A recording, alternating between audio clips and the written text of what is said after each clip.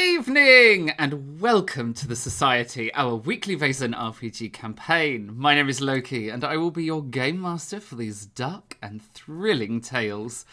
It is a great pleasure that I welcome you to this. I'm not even sure how many episodes into Chapter 6 we are, and I hope that we delight, fright, and intrigue you with mystery and adventure. But before we meet the cast, I have two things to say. Number one, happy Pride Month to everyone who joins us each week. I hope you have a wonderful celebration of being your authentic selves. And number two, it is our stream anniversary. I kind of discovered this at random during the week and have been in a bit of a panic trying to do something about it all. So we have got an announcement to make. You'll love the video that we will do very shortly, and then we will head over and meet our cast. I hope everyone is watching very carefully, because here is our anniversary announcement.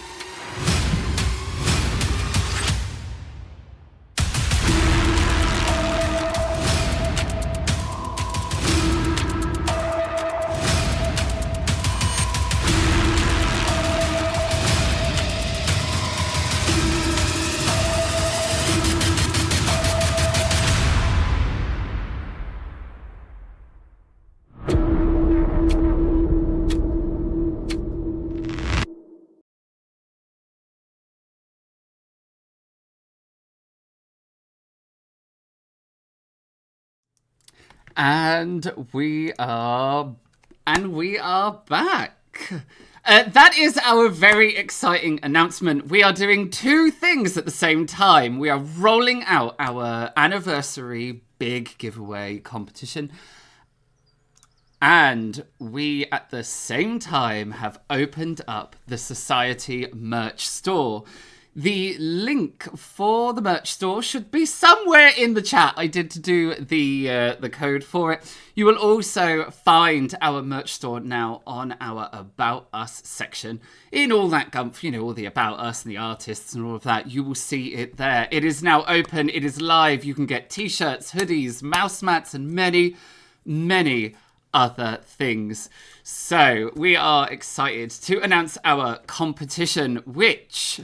5 seconds, I will hit the start giveaway button. There you go. We have started our big anniversary giveaway. We have 3 prizes to give away, and there will be 3 winners. Obviously, they will bag a prize each. We are going to run this for a couple of weeks while we finish off Chapter 6 to celebrate. And then we will draw the winners one at a time, with the first winner selecting one of the 3 prizes. And those are a signed print from Johan Egerkrans, a custom Dungeon Fog map made by me. You saw us making one recently as a prize, and we are offering out another prize. And lastly, we are offering out a Society t-shirt. So we will draw a winner. That winner will select the prize, and then the second winner will select from the remaining 2, and the third winner will get the third and final prize. So those are our big, exciting announcements. So without further ado, let's meet our cast, who hopefully are all here after battling technical issues in the background. while I chatted shit. Here they are! Take it away! Hi, I'm Amy. I'm playing Signe Veilbrock, the Sorceress. Hi, I'm Mike. I'm playing Maximilian Fjellbach, the Paranormal Investigator. Hi, I'm Jack. I'm playing Lieutenant Colonel Bartholomew Seaton, the Officer. Oh, I'm supposed to talk here now, aren't I? Hashtag pro streamer. Like, clearly after a year, I've got my shit together. We have a number of people we would like to thank for all the resources and contributions they have provided to tonight's episode. The links should appear in the Twitch chat or in the details below if you are catching up on our YouTube. Our virtual tabletop tonight is the incredible Roll20, featuring their dynamic lighting feature, inbuilt character sheets, and virtual dice roller. Go check them out at roll20.net. In addition, our battle maps were created using Dungeon Fog and all the amazing assets there. Our character art was created by the extremely talented Shusha, who you should go and check out on Instagram at ShushaUK. That's ZSU Our game tokens and dice roller tokens come from the Vaesen RPG rulebook by Free League and from the amazing artist Johan Egerkrans.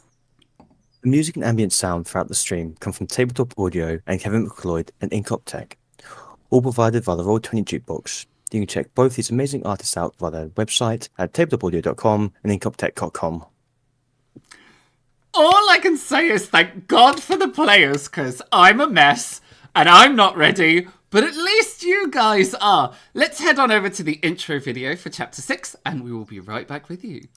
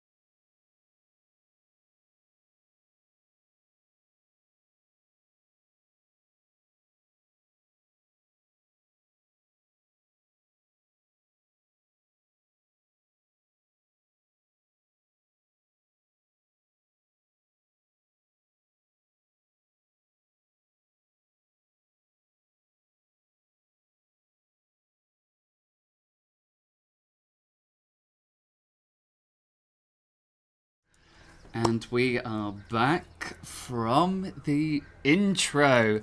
Let's do a quick recap. It's been a little while. Our brave souls have travelled to the port town of Hammerfest, at the request of a strange and mysterious being.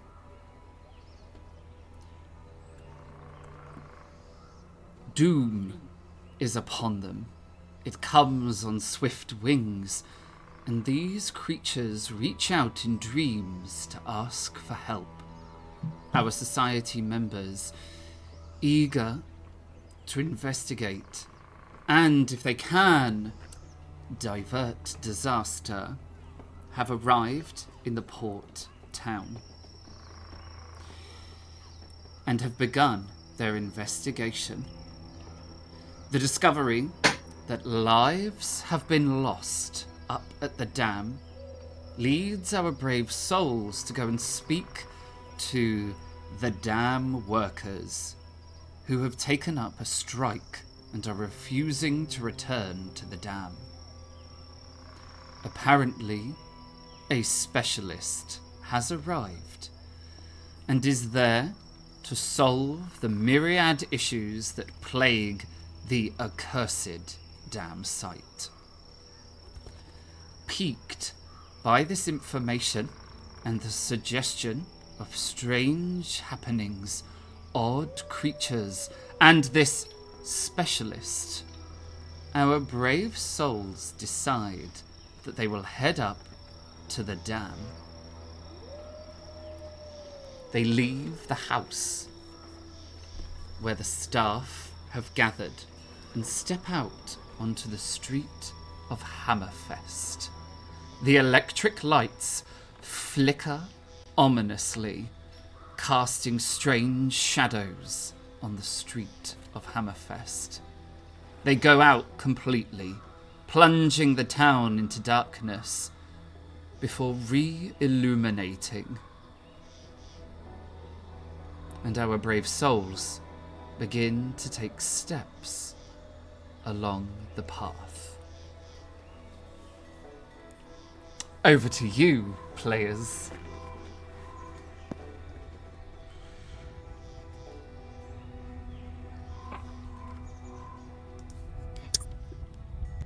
How many people are on the street at this point? Is it pretty quiet? Is it because it's a dock, so there's plenty of people about?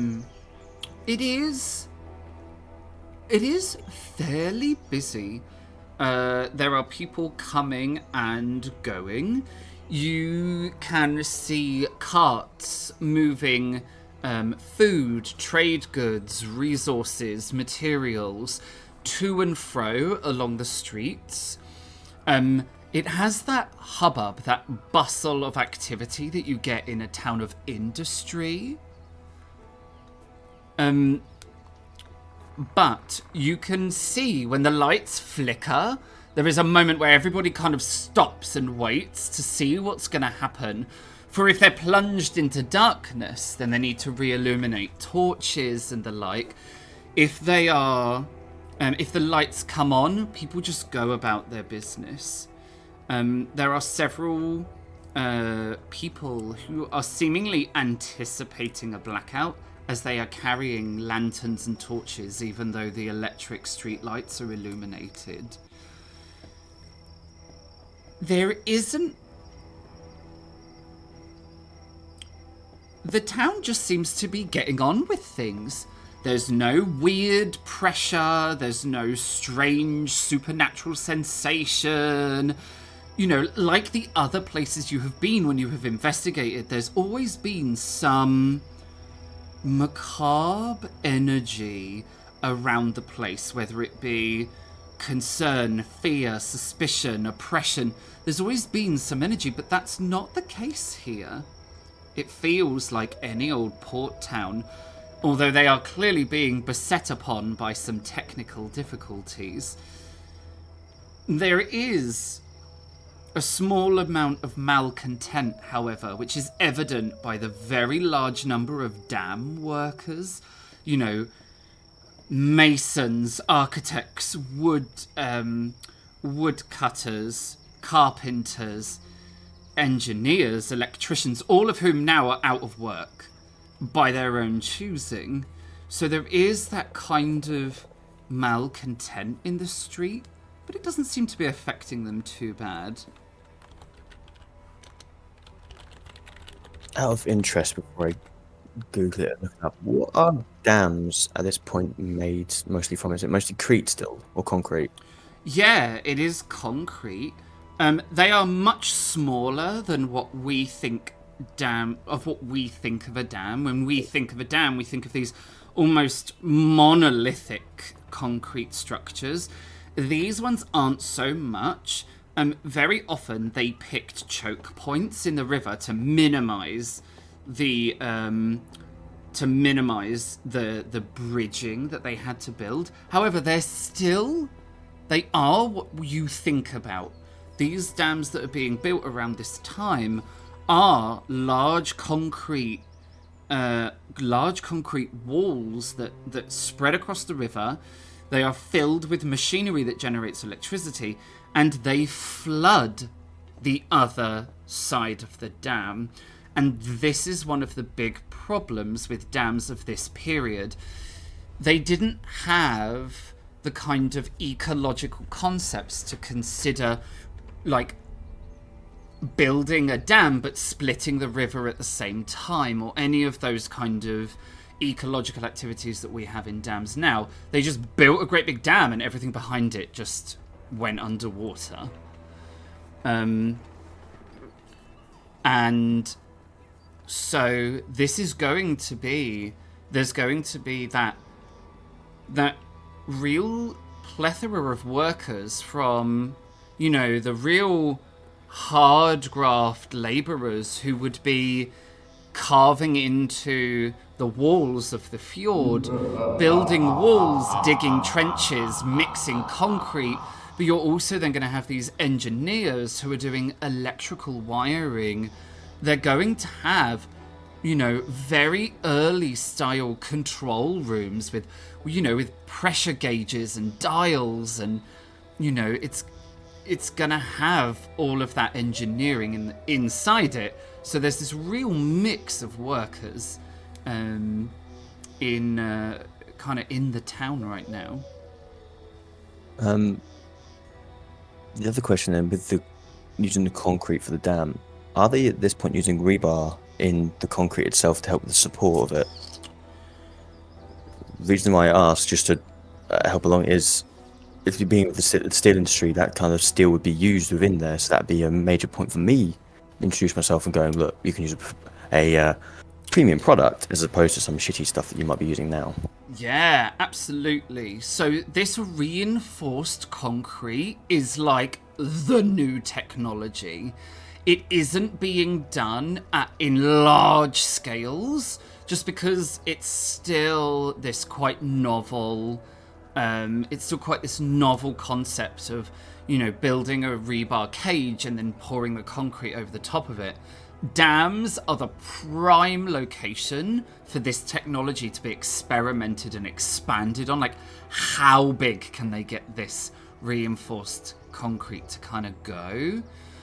It's likely, at this stage, what they will be doing is building almost like a castle tower on either end, and then building a reinforced kind of concrete in between it. So they're minimizing this reinforced concrete structure and maximizing on technology they're very comfortable with, which is this stone, you know, this stone and mortar kind of almost castle-like building. There are some really good examples out in history of these like real big castle towers made of cut stone with these then like reinforced concrete like dams right in the middle, and that's what would be being built here. Cool. Okay.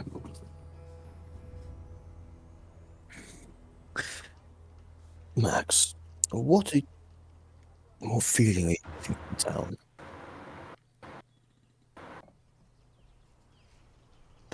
There seems to be a lot of anger here.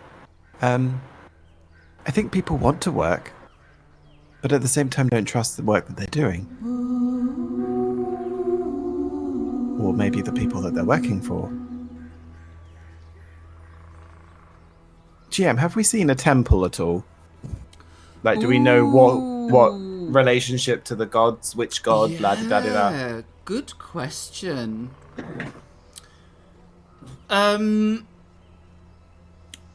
Yes, there is not a church here. Mm-hmm.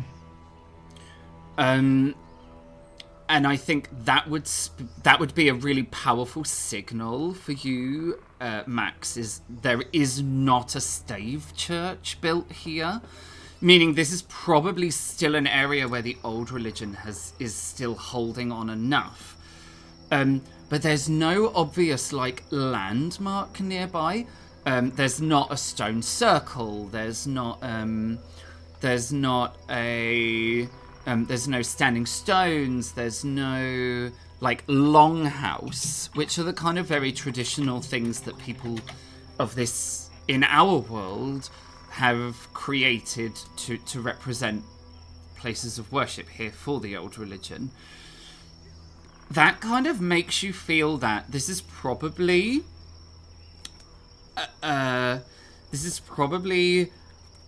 a more modern town where it has been built very recently, and so there isn't an ancient site like over here where the religion has been practiced forever and ever and ever, but the lack of church probably indicates everyone here is worshipping in their own way, in their own home, with their own practice, which is something popping up everywhere, is people having spaces in their own homes rather than in modern towns where there isn't an ancient site or a longhouse. Absolutely. So Max would also be able to pick up on the fact that these people are superstitious, and they effectively, if they believe they saw something, they believe they saw something.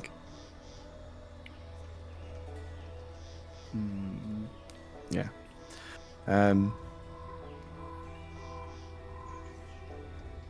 If the townsfolk indeed did see the Elver, then perhaps it could just be prudent to tell them that they exist. You think they saw the elf or the darkling? I think they saw both. Signe. Yeah. I kind of twirl around. I've been like walking backwards, watching everyone. What do you think on this What? situation?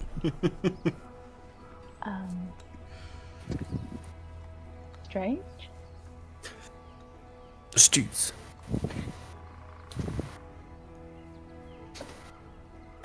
I still think we go talk to some dead people.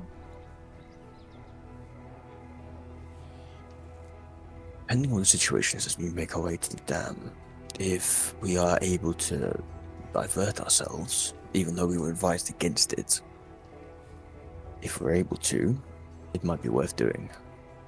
More information before talking to whoever's there, considering I have my suspicions about the specialist, as it is. We don't anymore run into those people.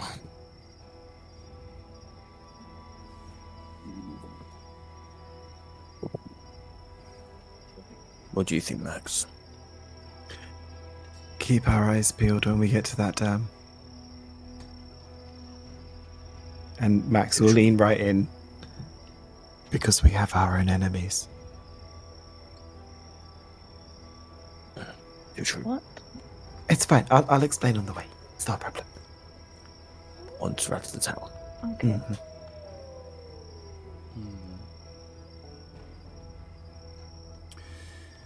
You make your way through the town, following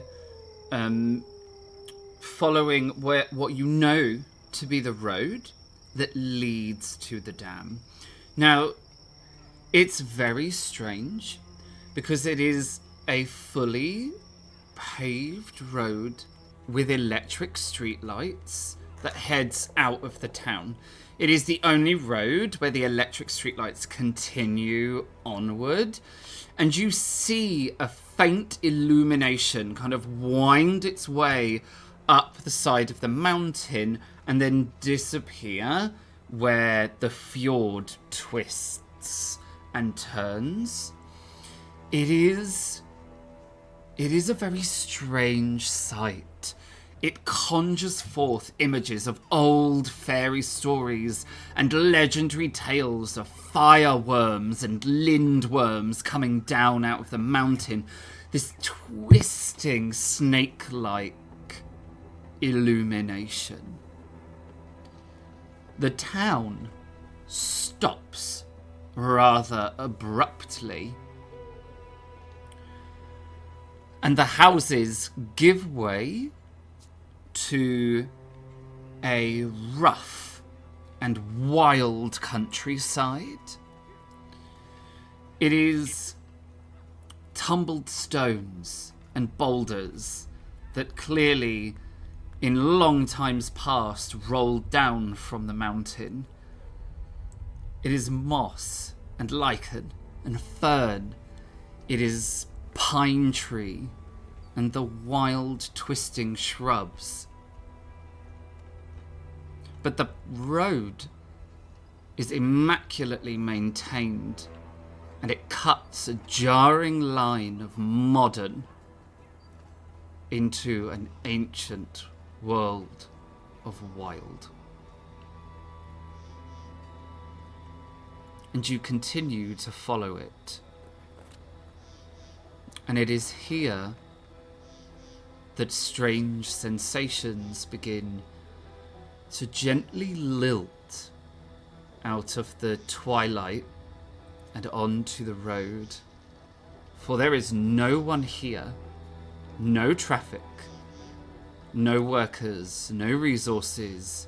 The road is almost entirely abandoned, but for the footsteps of 3 brave souls that make their way towards the dam.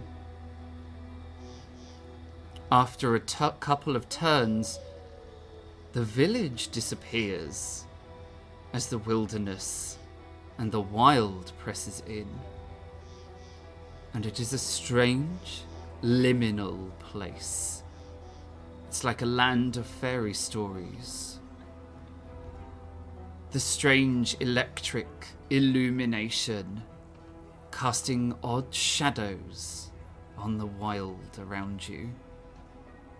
And you find yourselves completely alone, with naught but the sounds of the wild and your footsteps in the modern. So we've still got like birds. There's still noise coming from the forest at least. It's not dead silent. No, it's not at all. It is wildly alive and vibrant.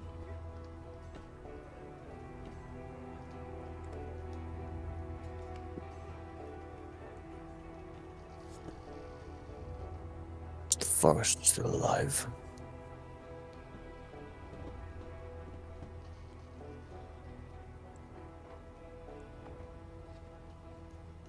It's a marvelous electricity though, isn't it? Let's hope that the Elver's prophecy does not come true and that they are removed from this place.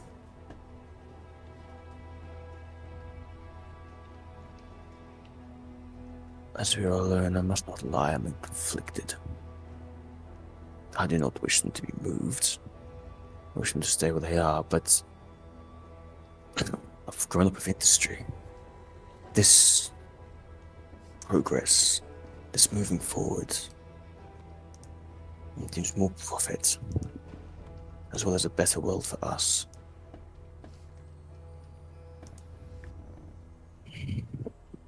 I'm in 2 minds about this. There must be a way of being able to meld nature and the modern, so that effectively we can try to embrace nature within what we're trying to create in this modern world. Even if we can just get the Elver to move upstream a bit. The thing is, though, have you met a Vaesen yet that has been open to negotiation when it comes to their land? Gator has let us into hers. But she would never move. Oh, she goes everywhere. If we And told anywhere. her that, if we told her for whatever reason it was getting a landslide that damaged it and she was having to move, she'd throttle me first and think about killing you.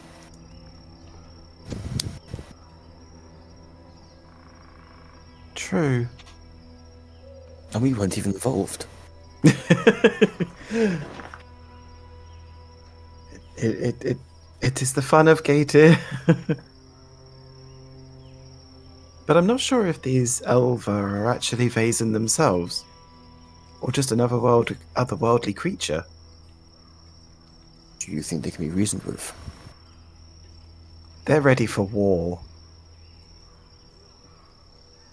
As the only thing that stands in their way at the moment is the Darkling. Very smart. It feels like someone's almost put the Darkling there to protect them from the Elva. Mm-hmm. As the Elva, I believe, were beginning to actually cause problems. The Elva only started causing problems once the dam expanded and got bigger. They were fine with it being its usual size. As soon as it started getting bigger, they then had problems because they were flooding their land. And strangling the river further down.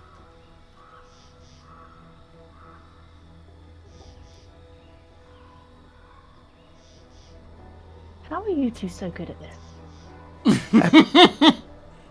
Practice. How many Vaesen have you actually seen?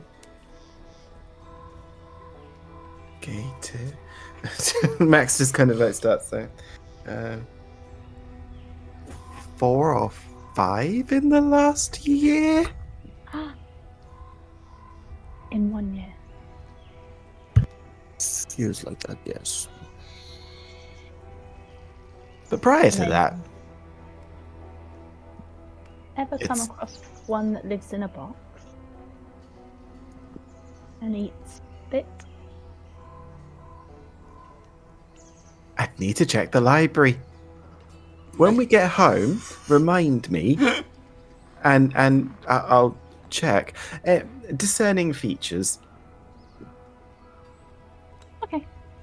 No, that's a question. Any discerning Oh. features? Any discerning features on the Vaesen? Annoying? Small? Okay, you're describing a Creepy? child at the moment.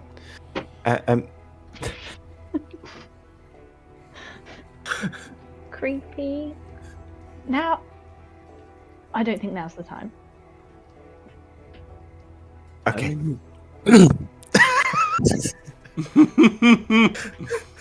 We have nothing but time on this walk. Okay, I pull out the box. Okay. I don't need much convincing. I just pull it out, open it, and shove it in Max's face. It is it is, right.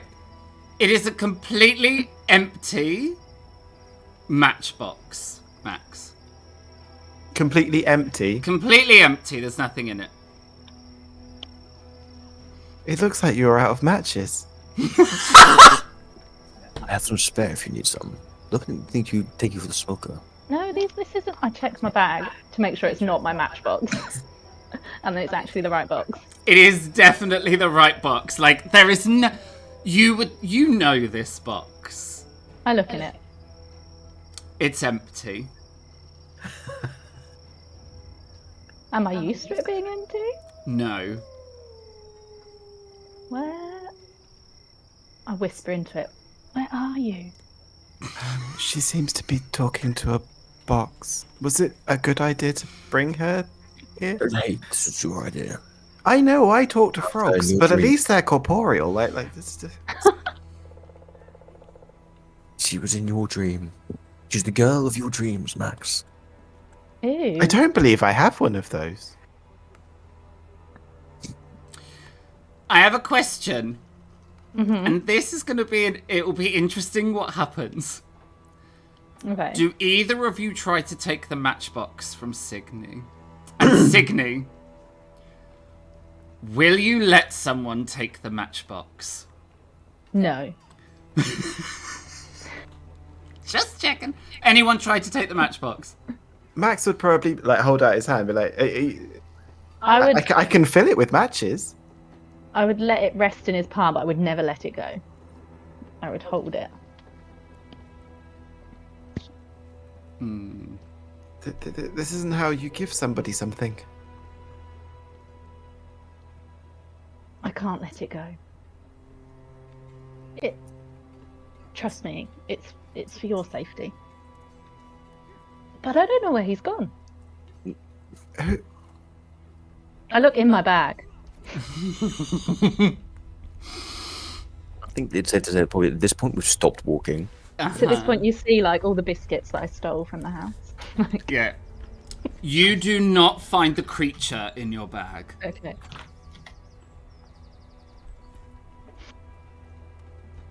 Has this happened before?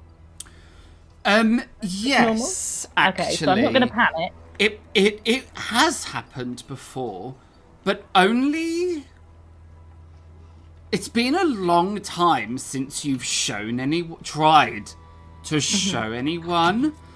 And it's kind of at this moment that you remember, you remember when you first acquired this matchbox and the fact that no one could see anything in it, only you could see the creature, only you could hear the creature.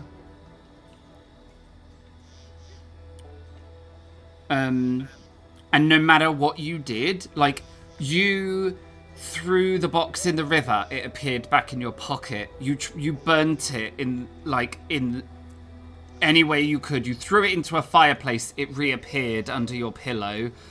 No matter what you do, no matter what you try, this box always reappears on your person. And no one has ever been able to see the creature inside the box.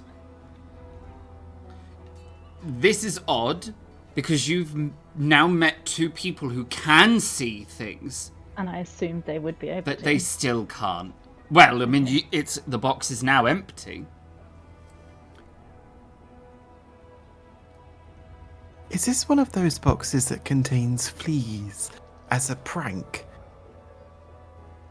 No. I thought spiders. That's what me and my brother used to do. Oh, yes, of course. Depends on the size of the matchbox. I don't really know. I don't understand, but I thought you'd be able to see. And now he's gone. There's a creature in the box, usually, that talks to me. And I have to feed it spit every day.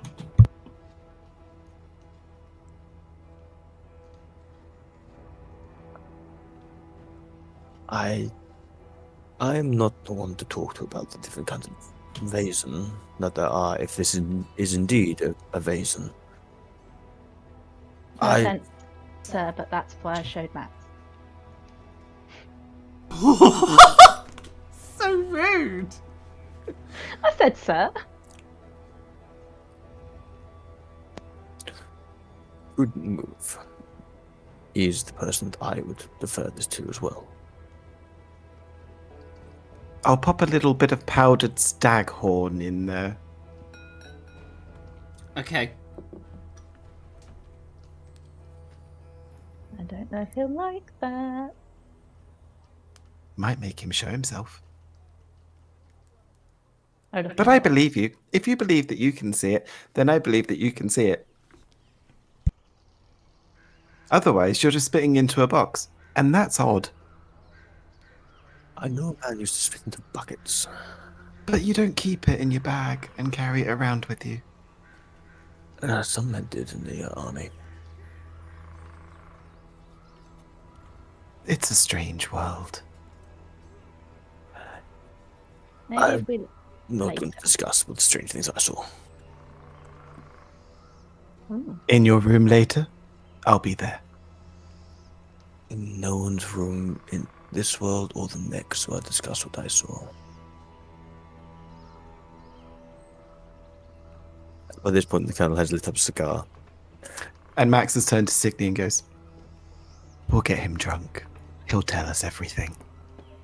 It is about at this point that you see off in the distance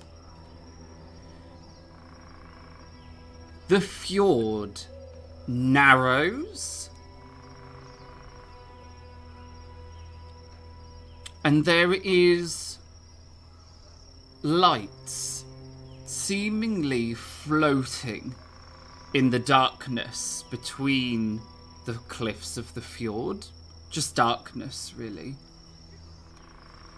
But in the light, in the dappled kind of light that you have right now, there are two shadows that reach out of the fjord cliffs as if they are reaching together. And in that half light and in the shadow, it looks ominously like fingers trying to strangle the gap.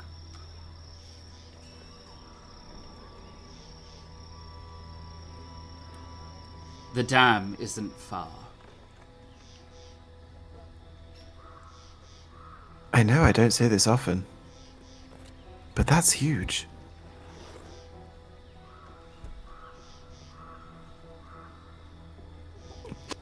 Composure.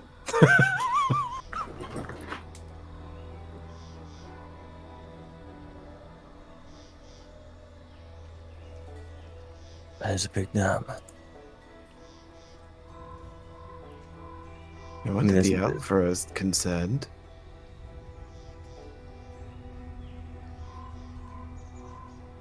I'm guessing this is one of the largest constructed dams I've ever seen. Yeah. I've seen anything near.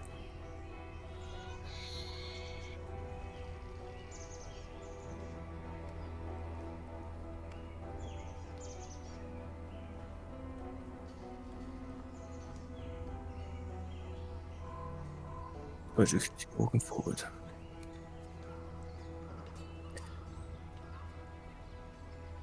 Is it still? We haven't seen anyone going at this point. No. No one's with us or anything. Nope. Is there still wildlife around us that we can hear? Hasn't suddenly got quiet as we got closer? No, there's still wildlife.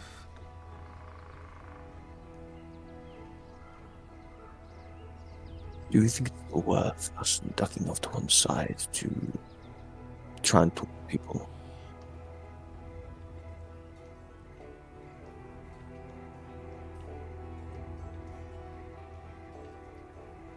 Signy, do it. Speak to the dead. Yes. Yeah. Likewise. Should we? Is my question. Always. Not always. I mean- Not always. Always. No. I'll admit I've only spoken to my nan, but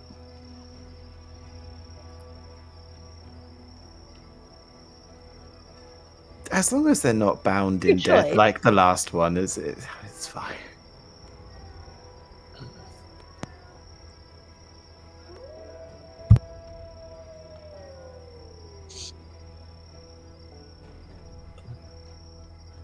Where do you think would be best to conduct this seance?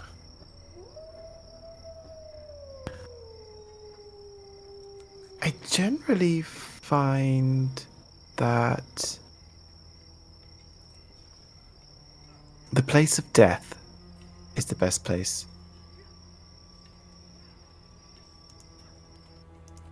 It might have had a timer on it, Luke. I can see your face. I'm Yeah, like, I just saw that. Care? Care? Carry Care? on. Carry on. Yeah, you do bits in the background. So, how do you find best to conduct your seances with your nan?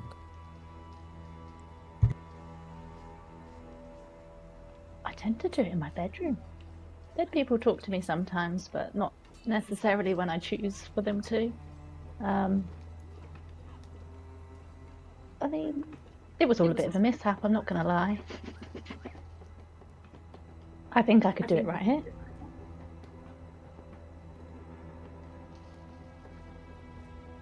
Let's get off the road in case prying eyes. Let's conduct the seance to try and get a little bit more information. Max, would you prefer to be closer, or is here fine for you as well?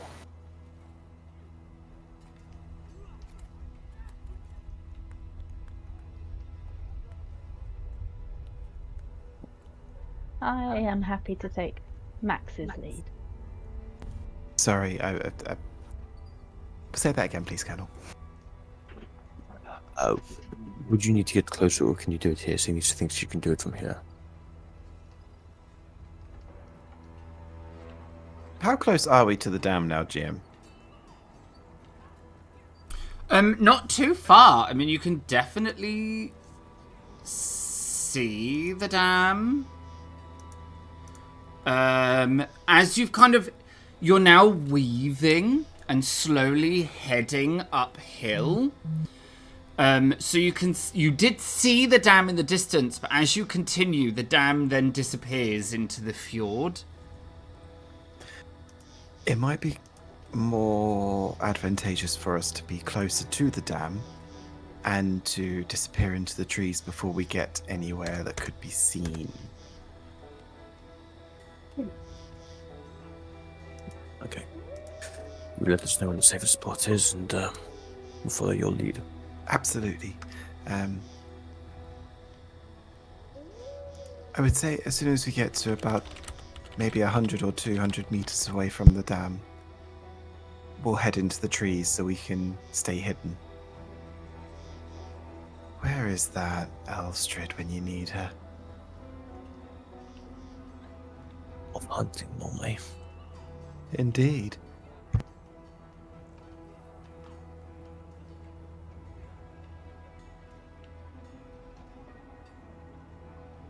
We continue to the dam.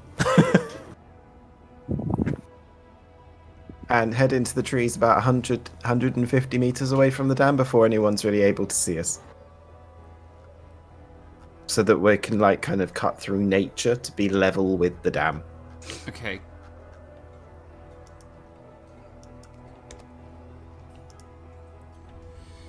Okay. Fab.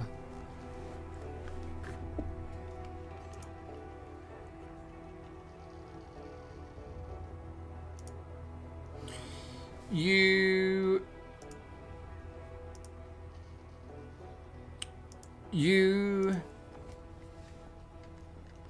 walk for what feels like a few more minutes, really. You were much closer than you thought. But it is still a surprise when you arrive. For the wilderness just stops. And it becomes the destruction of modern construction. Trees are felled, plants are gone. The earth is now mostly just mud, gravel. Piles of resources have replaced the natural world. Steel, concrete, tools, construction buildings. Everything that seems natural falls away to the ravages of man's creation. The path continues unabated. It doesn't change. It is still electrically illuminated. And you arrive on a great plateau. Ahead of you, there is a small building, maybe only 1 story high, that is made of robust stone. It looks almost like a castle if it weren't so small. But the true scale of the thing becomes apparent as you see there is a great gap between the cliffs that reaches to another plateau where a great tower, like something out of a Grimm's fairy tale, rises up from the cliff and the dam stretches incomplete between the two. A wooden bridge joining the gap that the concrete seemingly cannot. And you realize you are standing at the very edge of one of the dam towers. The road joins this almost crenellated castle tower where it ends and gives way to the dam. It is almost like a ghost town here. Apart from the illuminations of the dam itself. And there is a single light in one of the windows. We keep out of sight as best we can, staying within the trees as far as they go. And Max will assume his kneeling position, take out his crystal ball, and will attempt to contact the people who died here.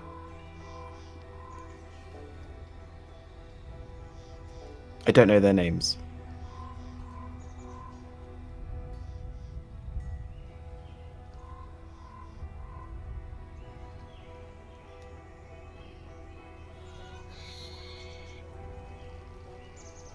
There's no trees around the so I guess we'll do this before the destruction. Before the killing. Yeah. So kind of like we'd kind of like see it in front of us, and we'd just kind of like You'd probably walk up to that. It feels like the battlefield. And you stand at the very edge where the trees remain, and one step further they cease.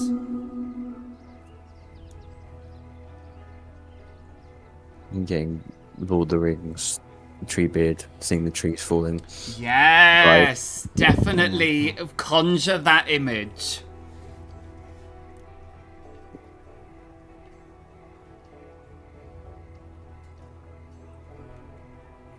yeah. So Max will reach out into the spirit world and see if he can contact any of the people that died here.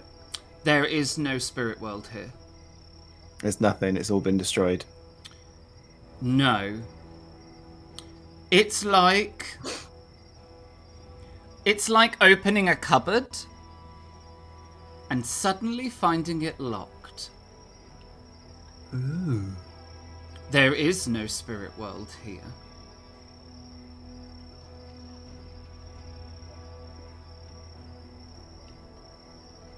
So at that point, Max will turn to Signy and be like, are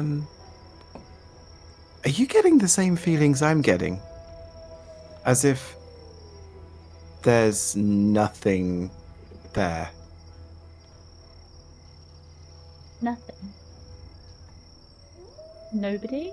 It's like walking up to a locked door and it's locked. Let me see. I'm going to sit on the floor and, forgetting that I don't have to do the big hocus pocus because that's just what I'm used to, I pull out like loads of crystals, lots of herbs and all sorts, and then sit there.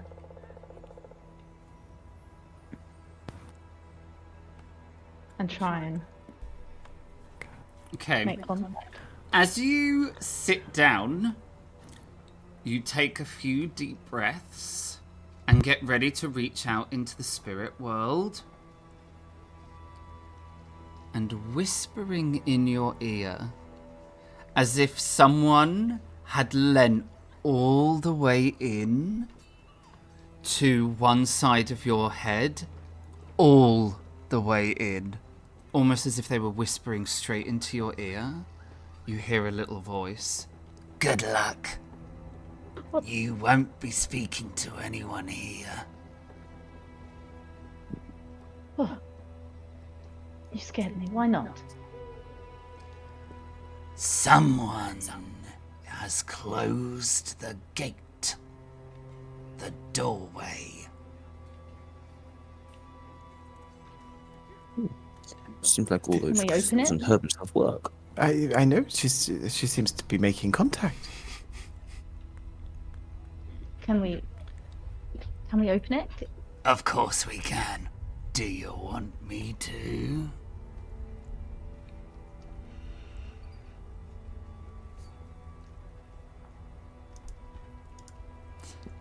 Signy. Mm-hmm. This is one of those moments. Yeah.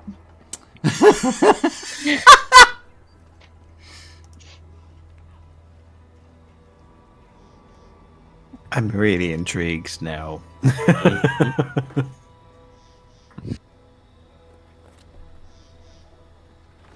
What sort of price have I had to pay? You're the not past? really sure, Okay. but you're almost certain. Like, you have attributed all the bad things that have happened in your life to, like, the consequences. Yeah. But you don't know what is and isn't a consequence at this point. Okay. It's hard because she knows there's going to be a consequence, but she really wants to prove herself in this new, with these new people. So she's gonna. Fine, one more time. One more. You always say one more, and there's always one more after. Alright, hold on to your hats. Let's break down this little door.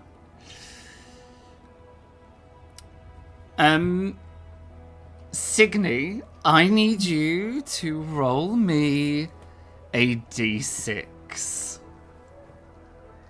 Just a d6. Just a d6. Did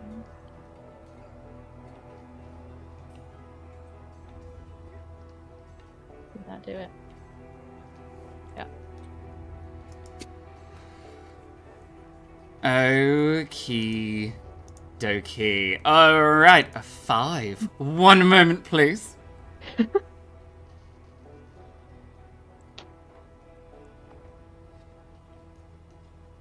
Just to clarify for those in chat, the helps and hinders are done on the skills rolls on the character sheets. This is so good. Okay, now it's time. I need you to roll me your magic. If you open up your character sheet, you will need to, if you look right in the top left, you will see it says PC headquarters NPC Vaesen. Yeah. You need to go to Vaesen for me. Yeah. And you should find magic. Yeah. You have a hinder, however, so you will need to -1. No.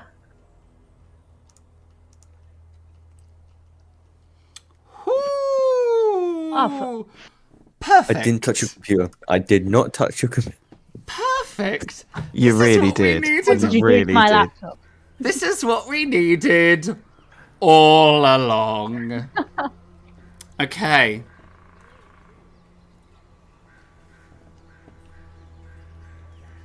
There is an ominous breeze. A gust of wind. It comes down from the mountain and it howls as it blows through the dam and past all of you and into the trees, which groan and rustle as this strange wind builds and vanishes. There is the smell of magic in the air. That feeling when a Vaesen draws close. And it becomes apparent in such a palpable way that the hairs on your arms stand up and your heart rate increases. And as quickly as it comes, it goes. Signy, you are no longer alone, sitting in your circle. Sat behind you, their back to yours, you feel a spirit, a soul.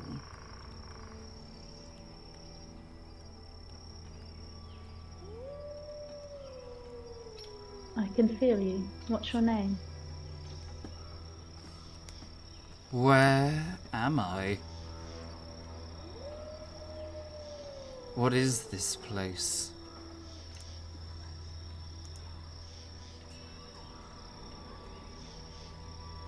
I don't know how to explain it to you. You're on the other side of life. I don't understand. What do you mean, the other side of life? The not living side. Do you work at the dam? Did you work at the dam? Yes, of course I work at the dam. What do you mean, did? What do you mean, the other side of living? Okay. Do you remember anything bad happening? Seeing anything, hearing anything? No. I was... And there is a sudden pause. Signy, this never happens to you when you speak to your grandmother. Mm-hmm. She just is there and she talks and you have a conversation over tea. This feels different. Right. Something like cold skeletal hands seem to get hold of you. They squeeze your shoulders, they hold your hands, they wrap around your ankles. You feel them press on either side of your head. And these fingers slither towards your face and cover your eyes. They are freezing cold, terrifyingly so.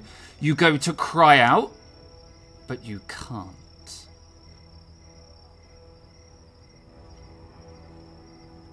I'm literally going to be sitting on the floor, like, pulling at my face, or as if I think there's something physical I could get hold of. But you don't move. In your mind, you struggle, but your physical self stays completely inanimate. Give me a fear check. It is either empathy or logic. You do have a help.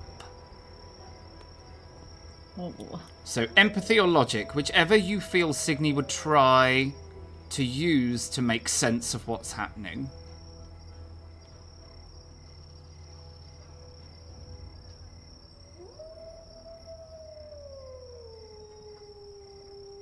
And I have a help. You do indeed. Thank you very much. Okay. She is pooping herself. You are going to take one mental condition. So underneath your underneath the skills, I don't mean the skills, I mean the attributes. You'll see conditions. You need to pick one and tick the box. Well, frightened. Okay. Makes sense. Is she visibly frightened? No.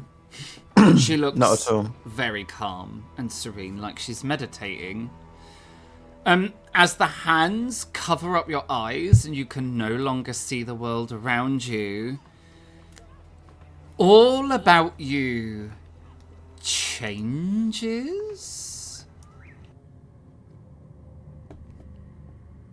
You are in a tunnel. It's dark. No, it's dimly lit. And it's not a tunnel. It's a building. You're inside a building with no windows. The light's strange. It's too white. You're in the dam. Of course. You're in the dam, of course you are. This is where you work. You're an engineer. You know what you're doing. You're leading a team. This is your job. You are at the cutting edge of technology and engineering. This is the chance of a lifetime, and you're determined to be the very best. You're working on the pipes. Yes, the hydro pipes. The water will come in from one side through these pipes and into...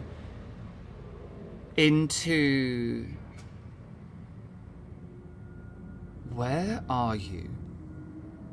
It's a tunnel, but it's dark. No, dimly lit.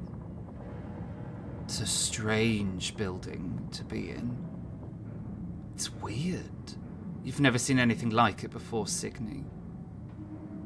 And how did you get here? You were sitting down trying to talk to a spirit not 5 seconds ago. How have you got into this strange building without any windows? And what are all these pipes? Those are the pipes that lead the water. It goes from one side, the high water side, to the low water side, and it will go through the energy generation system in the meantime. You have a team, 6 people to be precise, you and 5 others. You have a welder, another engineer who can check your work. You have a couple of just the generic workers, and you have a metal worker. You're fitting the pipes. It's one of the most important jobs, and it has to be perfect. The amount of pressure that is going to go through these water pipes is astronomical, and it's your job to make sure that this critical component of the dam works. The 6 of you are working on the pipes, like you have been for days. You're quite far down in the dam at this point, in the lowest levels. It's really cold down here. Like, much colder than it's ever been. Why is it so cold? And where are you? Is it a cave? It can't be a cave. Signy, you've been in a cave before. This isn't a cave. It's too square. It's clearly a building, but not like a building you've ever seen. And why is it so cold down here today?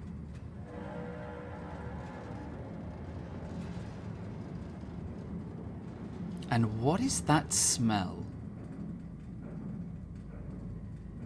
It smells like...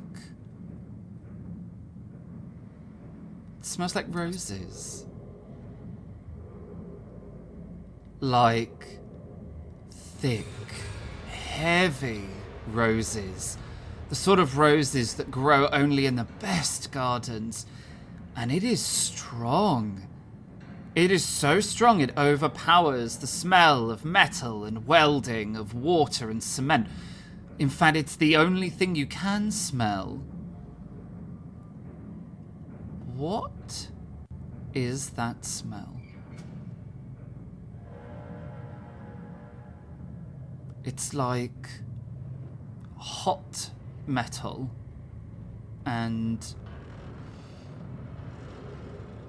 it's metal and concrete. That's what this smell... You must be in the dam, Signy. But how did you get here? How did you get into the dam? You were sitting up there only a moment ago. How on earth did you get into the dam? And where is everyone else?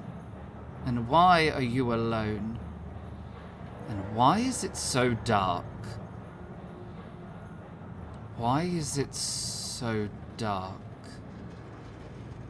And why are you so tired, Signy?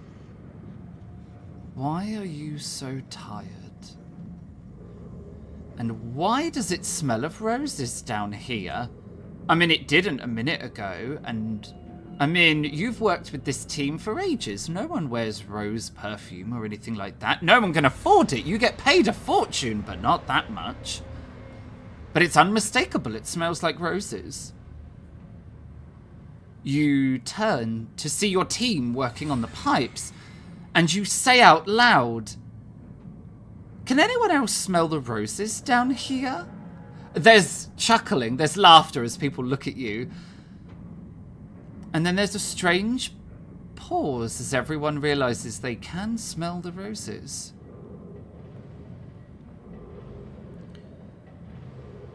And Signy, the only thing you can do right now is lay down and curl up. Sleep, that's what you'll do. Sleep. You're just so tired and you need a nap. Just a quick nap. And then you'll find the others, but just a quick nap. And so you sit down. And then you lay down. And then your eyes close.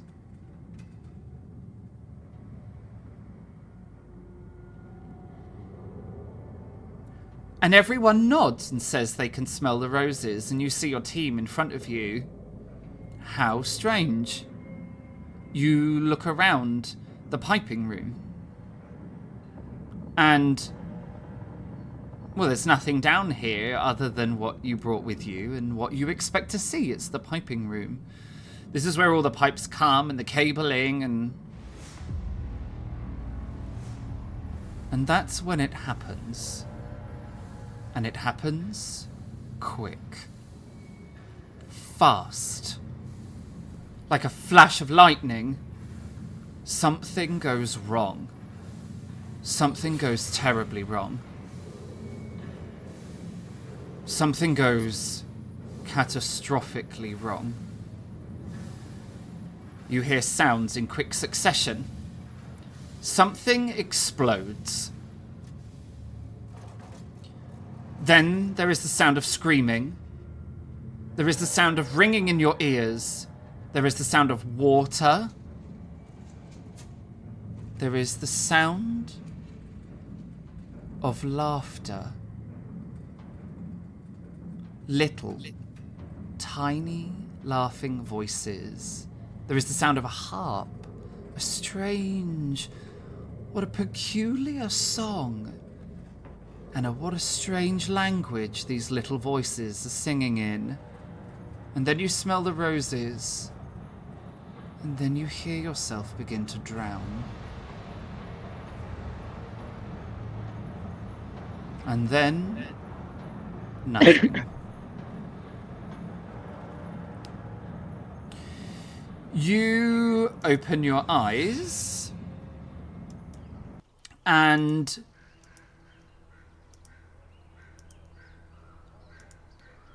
you are sitting on the floor.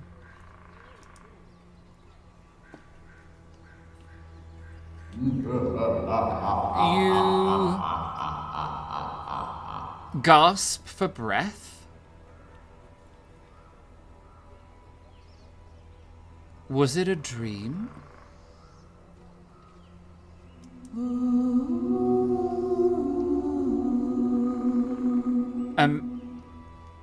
You open your eyes,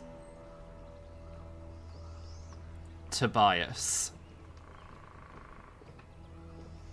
and you see two complete strangers sitting in front of you. You are Tobias Hagström, and you are a dam engineer.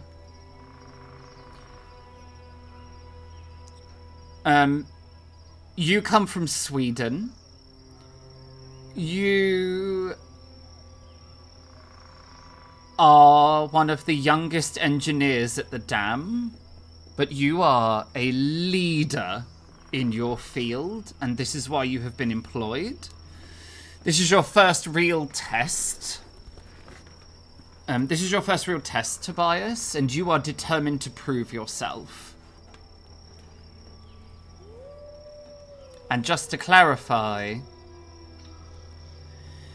Signy, you are possessed by the spirit of Tobias, who has fully and utterly taken control of your body and repressed the conscious soul of Signy, who is sleeping somewhere deep in her subconscious. Okay. You have really no idea how you got here, where you are, or who these people are. The last thing you remember is drowning. Okay. But I can now move Yes. in his body. Yep. Okay. I will abruptly stand up. Were you able to make contact, Signy? What? Were you able you? to make contact?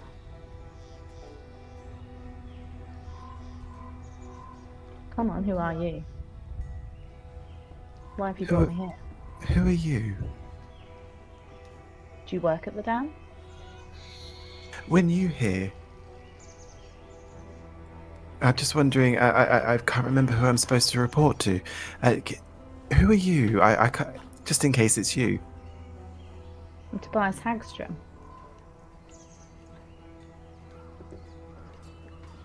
Max will just place a hand on the colonel because he can almost feel the colonel kind of like Max will just place a I'm hand an on him. engineer here.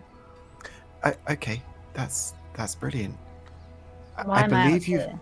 I believe you Who are fell you? and you've hit your head,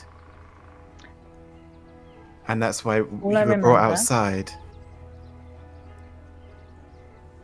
I was drowning. No, I wasn't. Something must have hit you when that happened, and you blacked out. But you're outside now, and you're safe. Do you remember any kind of explosion or anything like that? Yeah. There you go. It must be some of the rubble that must have hit your head. I What stepped was that? back. How do you know about an explosion? We heard it.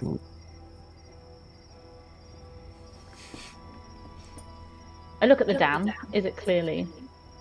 I mean, it's definitely it is as you remember. It's completely incomplete. But Yeah. where is everyone? Like, this place should be... There should be hundreds of people working here, Yeah. and there's no one here at all. Except for these two weirdos. One of them is What? clearly not working for the dam, because they're in a military uniform. Where's everyone else? Where's the team? Everyone was sent Why aren't home. we building the dam? Due to unsafe conditions, everyone was sent home until the inspector and I could come in and inspect to make sure. Him being a military ballistics specialist, he was the best person to call upon. Oh, okay. Okay, I love this. This is beautiful. I need both of you I to know. roll manipulation. Both me Is it and Signy. manipulation? Yes. I need both of you to roll manipulation at each other. Okay. And then we'll see who the winner is. There is a hinder and a help. I'm going to give the hinder to Max because you're the one trying to lie. And I will give the help to Tobias because you are the one being lied to. This is when Amy will roll spectacularly and I won't. I got a success! Right. I'm just using my character sheet. Yep, for this. just your character sheet because it the hell? technically... Oh, we both Ooh, succeed, but only by one. In that case, then, it is actually Signy that is going to succeed because Signy has more dice, basically. So it would suggest Signy's more skilled. Is that with the help and the hinder, though? I mean, yeah, absolutely, of course. Because I'm evil like that. Yeah, because technically, Normally I'd I would ask have you. 4 base Yeah, dice. normally and I'd Amy ask only has you. 3. But in this way, like Technicality. chat have got in here and screwed you over. Tobias, you do remember an explosion. Mm-hmm. You clearly didn't drown, so you may have banged your head, but your head doesn't hurt. And this feels off. Like, it doesn't feel right at all. Do I have any recollection of sitting talking to Signe when she was telling me I was dead? No. No. Okay. I don't mean to be rude, but you are clearly not telling me the truth. I remember an explosion. I've worked here. I haven't banged my head. I would feel it. Where is everybody? The truth. Okay, let me tell you the truth. And as Max begins to tell her says, "Let me tell you the truth," he begins to sidestep slightly to kind of put a bit of distance between him and the Colonel, but keeping Signy's gaze effectively. The first thing that pops into my head is that scene in Emperor's New Groove when Ease was like, hit him on the head with the broccoli. Yeah. Yeah, exactly. Yeah. It's a film crop. Just go. That's going to be the Colonel. Absolutely. More broccoli. Yeah. More my puffs. Anyway.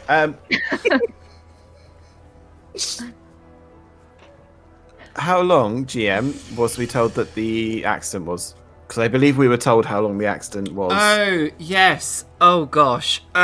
It was fairly recently. 2 weeks ago. Yes. 2 weeks ago. Thank you. I haven't So got Max- my notebook open because I'm living life on the wild side. That's in a previous notebook because I actually found my proper one. So Max will say to Tobias, the truth. I will give you the truth, absolutely. But I need you to listen. And I need you to understand. There was an accident at the dam. A fortnight ago, in fact. There were fatalities. And the people have gone on strike until the dam is deemed safe. The fatalities were inside the dam. And I believe where you were in the dam.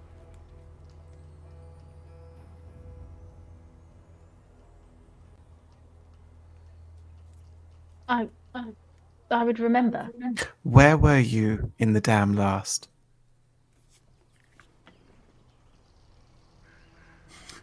Yay, memory games! Yay! Somebody was writing like absolute fucking shit. Like, whilst Luke was like, I didn't take any notes at all. Cause, hint: you were in the lowest part of the dam.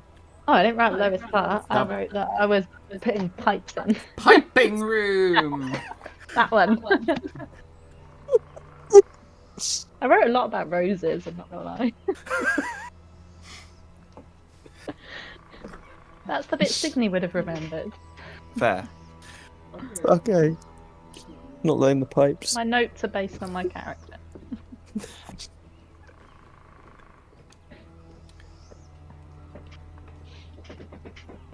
If I'm not mistaken, that is the lowest part in the dam. It is. That part is still flooded. Because I think, if I remember rightly, GM, we were told that the bodies haven't been recovered yet because it's still underwater. What? People have just gone missing. Yeah. There were loads of people that just went missing. There were a few missing people still unaccounted for. And I believe that you are amongst them. Well, here I am. Look down at yourself. You, as the spirit, would see yourself. Yeah. I just sort of look down, look back.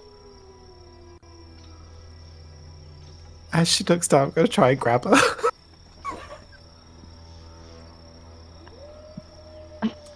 I was not expecting us to go into PvP this evening, but let's do this! Okay. Right. I kind of like got closer to like her whilst I've been like telling her this story and putting myself like we're almost in not melee range, that's the wrong word. You know, like direct opposition to the colonel who's behind. Yeah, absolutely. Super You're still awkward if the completely spirit confused leaves. about what's going on. Yeah, completely. We are actually going to go into initiative because, you know, PvP! Let me dish out some initiative cards. Well, this is a rather Hang on, my first ever bit of like Yeah, your first between the players. Come on, guys. Please bear with me 5 seconds while I try and work out there it is! Okay. Really? Do I not get a surprise round? Well, just bear with me.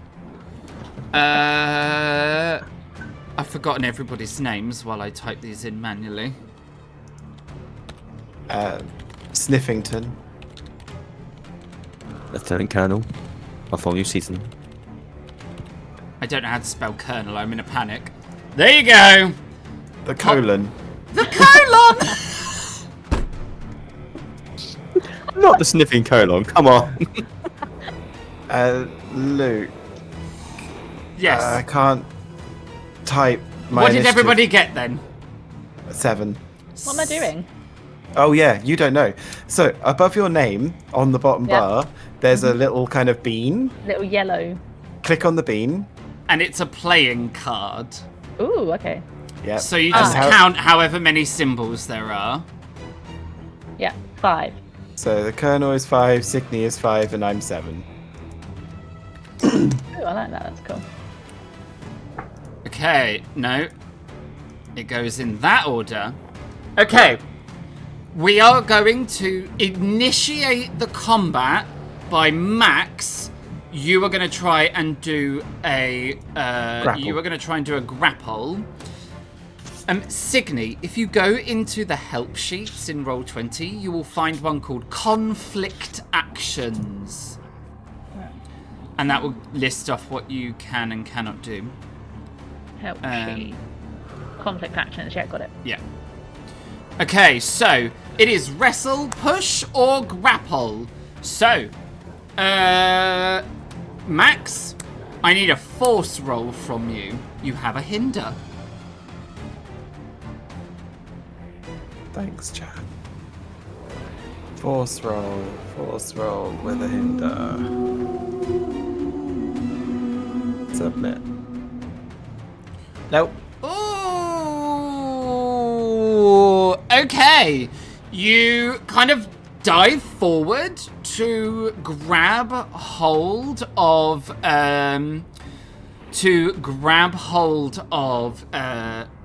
Signy, Tobias. And as you kind of lunge forward, Tobias kind of moves back out of the way. Colonel, it's your turn. Do I get a chance to say to the colonel, grab her? Yes, because your slow action will be to do the grapple. You will have a fast action. Yeah, so I'm going to say to the colonel, grab her, it's not her. Okay, Colonel, it is your turn. Kind of jarred into action from this sudden lunge forward. He then will just follow orders and he will. Okay, it is a force roll, and you get a help. Yeah, I think you're going to need it.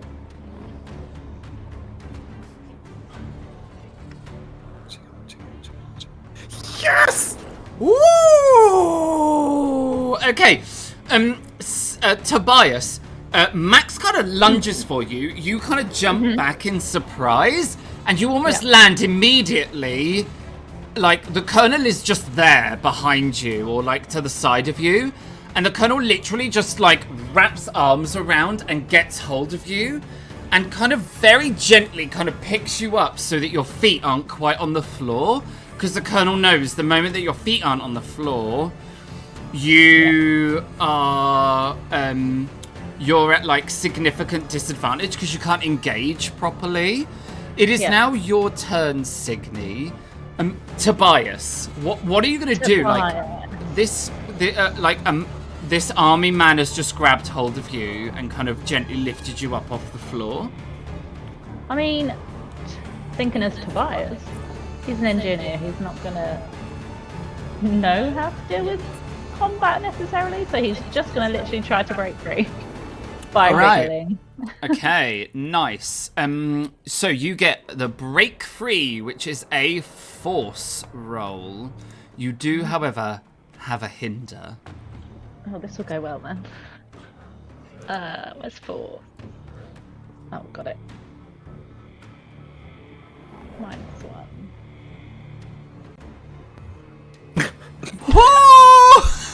So you need to just you need to roll it. Yeah, you need to roll it again and not add the minus because you always are allowed to roll 1 dice. Okay, let's try that again.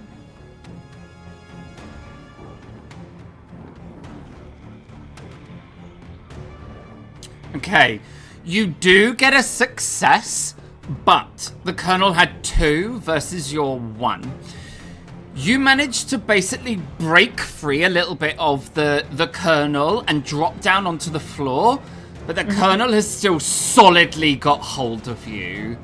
Like, you wriggle about and you get down onto the ground, but the Colonel has still solidly got hold of, like, your arm and, like, the side of you. And so you're still, like, fully in this moment, like, the Colonel has got hold of you. You will have a slow or fast action left, because breaking free is a fast action. Okay.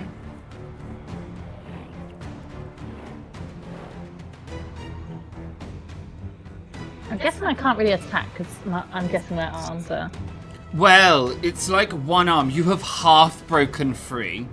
Okay, well then so you I'll could play try and my like arm to try and like smack him in the head. Okay, nice. That will be a that is a close combat roll. Yeah. You have a help. Ooh. And this is how we lose the Colonel to a player. Oh! That's how you lose Signy, because You are gonna take 1 point of physical damage, Colonel, as you basically get bopped in the face. Signy wears a lot of rings. Yes! They're like knuckle dusters. You literally get knuckle dusted with some moonstones.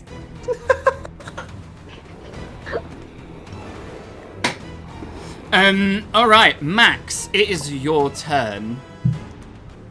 Okay. Does Max, in all of his occulty type knowledge... Yes. I know what the question's going to be, and the answer is yes. Know of either a way to put her asleep, him asleep, them asleep? Yeah, Boom. like, you would know how to... Like, you would know how to kind of do this exorcism kind of thing. I use the word exorcism lightly because this isn't like, you know, holy water and crosses, but it is still an exorcism. This is powdered staghorn. Yeah. You don't have any equipment with you, and seeing... I do have my staghorn. Seeing Signy, like, full-on punch the Colonel in the face, there really is only one way that you can handle this. This spirit is in your world, so even if the spirit world is locked to you, this spirit isn't in the spirit world, it's in your world. So you need to basically walk forward, like, put your hands on Signy and try and launch yourselves like into some sort of liminal, like some sort of weird limbo, then it will just be you and this spirit. Would that be my strike fear? Or is that one of my occult moves? Yeah, I would say 100% you can use that, and it will be a guaranteed success that way. Mm-hmm. Yeah, that's my. I can strike fear with 1. Yeah. Like fear 1, whatever that is. Yeah. All right. So you are going to use your strike fear, and you're going to step forward and just place your hand on Signy. Kind of like how in that Doctor Strange moment where she pushes her soul out of him. Yeah. Yeah, absolutely. You take a step forward, and you place your hand like almost, I imagine, a bit like Spock. You slide your hand in. Slide your hand like Spock. You slide your hand in and you put it on the side of Signy's face. Filthy, honestly. I literally don't know what to say about the situation. You take a step in and you place your hand on the side of Signy's face, and you chuck the pair of you into this limbo, into this halfway place, this liminal space. I'm guessing Signy would go limp in the Colonel's Well, arms. this is exactly where we are going to take a break. Because I am that person. We are going to take a short break. We're going to take a short rest. We're going to roll some hit dice. We're going to grab up our consumables. And we will return revived, rejuvenated, and ready to play out the other half of the other portion of the stream. We will return on the hour. Is that okay for the players on the hour? Yep. All right. In that case, then, we are going to return on the hour after a short break. We're going to slither over to our announcement video for any of you who weren't here right at the beginning. And then we will start our short break. We will see you then. We will see you on the hour.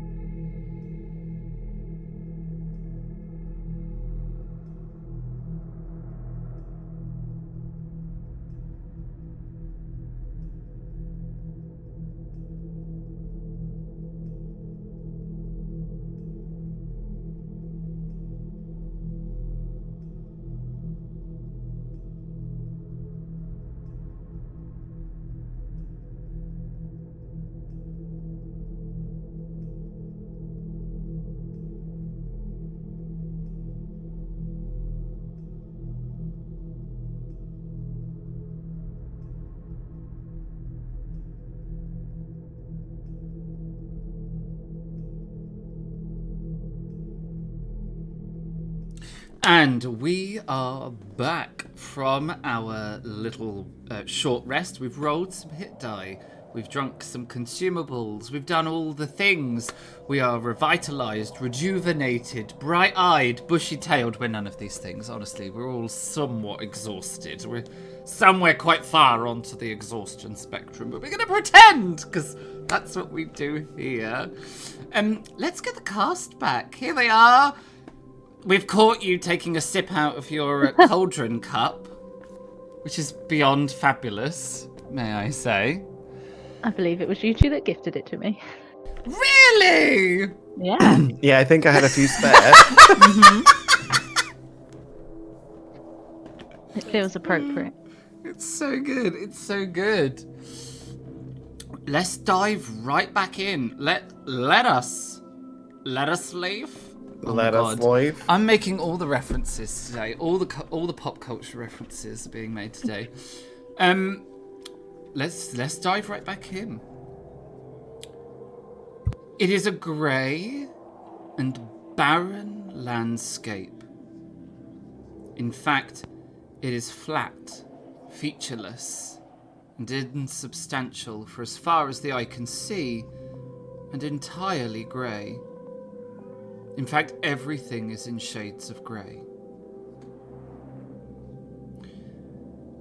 It is filled with a strange mist that obscures most things. And there are only two features on this weird and incorporeal place. There is late 20s, early 30s, blonde, quite muscular,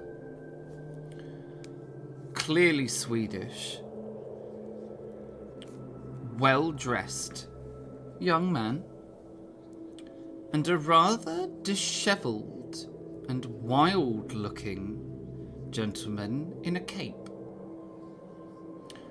And they stand in this nothing space, in this nowhere place, facing one another.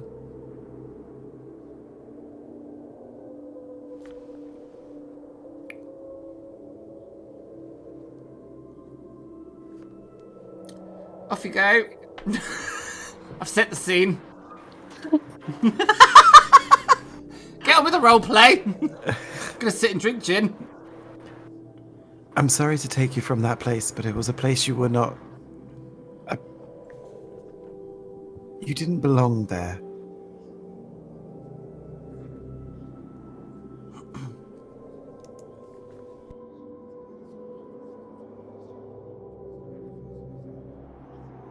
You passed some time ago.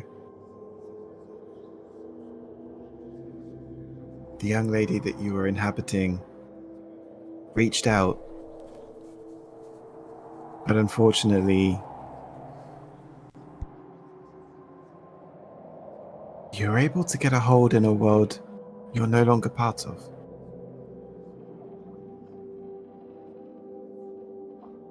I don't understand. You died. It is But why? my experience that those who have just died don't remember their death. You remember drowning, Mm-hmm. but not the moment of passing. The There why... is suddenly a sound, and the grey nothingness twists to form ghostly images, as if the mist itself was remembering. Mm-hmm. The why... You become it into a box, pipes, wiring, and it pauses. The why...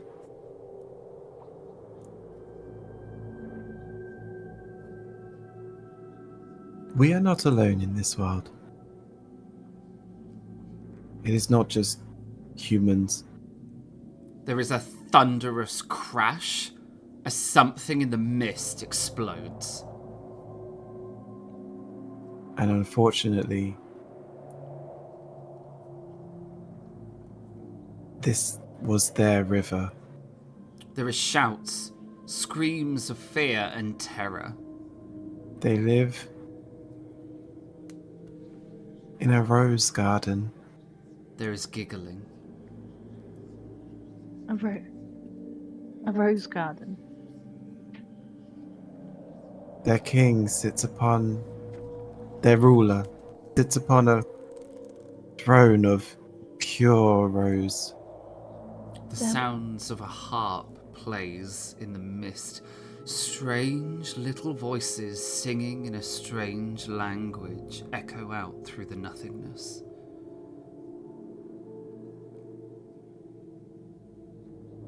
They long for their home to remain. And they will fight anybody that comes in the way of it.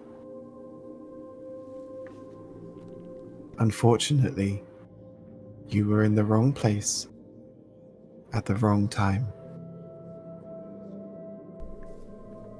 There is the sound of rushing water.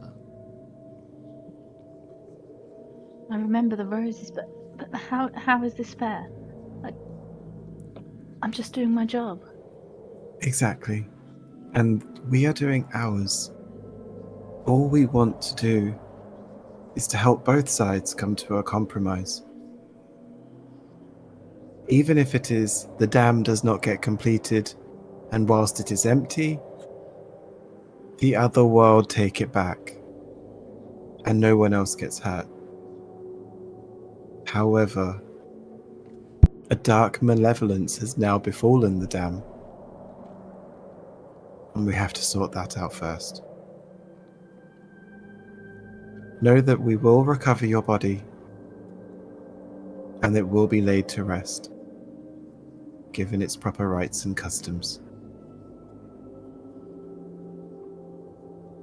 But it wasn't my time. It's not fair. This isn't... The dam needs to be finished. That is no longer your concern.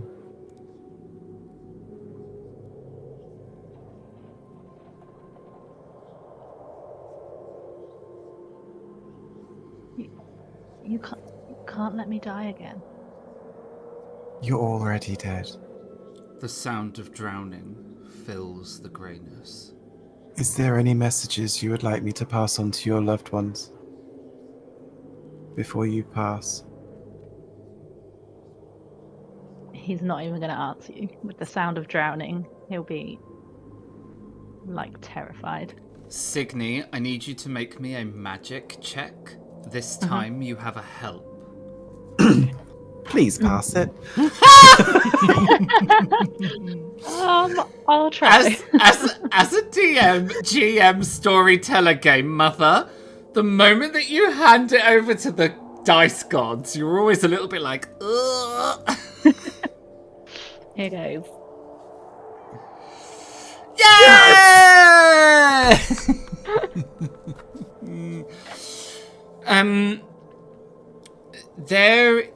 There is no answer to what you said, Max.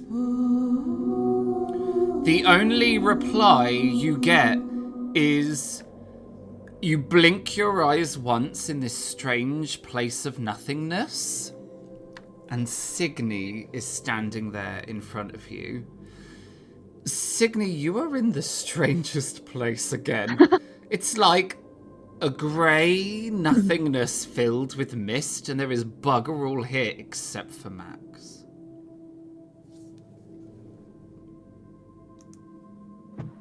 What the hell is going on? You owe the Colonel an apology. Where am I? What happened? You know when you talk to your nan? Mm-hmm. That's not like that. I'm guessing. I'm going to speak to the voice in my ear and be like, what did you do to me? I did nothing to you. Not you.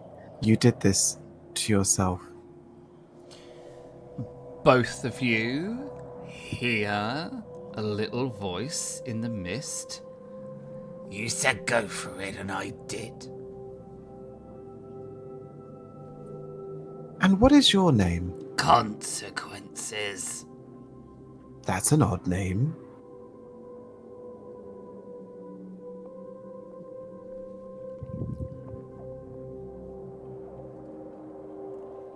There is no reply at all to you. Is this what lives in the box? Yeah.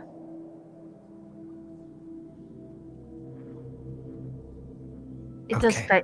It can do favors. I just wanted to show you what I could do. I didn't want to do anything you did. Show off. I think we should definitely work together from now on. I think I need more help than I thought I did. It's fine. You don't need anyone else. I Go away. help you. You've done enough. Fine. Are you ready to go back? Please. Just gonna take her hand and wake back up. So tightly. So Jim, what am I holding right now? Is it just... Like, you've just got... Right. This all happens literally in the space of, like, mere seconds. Yeah. As you get bopped in the face, Max, like, all you now see in front of you is Signy with Max's hand on the side of Signy's face. And Signy looks at you like, what on earth is going on? And what on earth are you doing? Like, unhand her. And there is like a noticeable change in Signy's facial expression.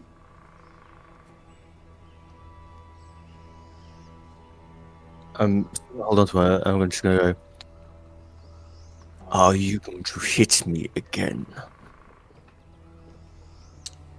It's like this.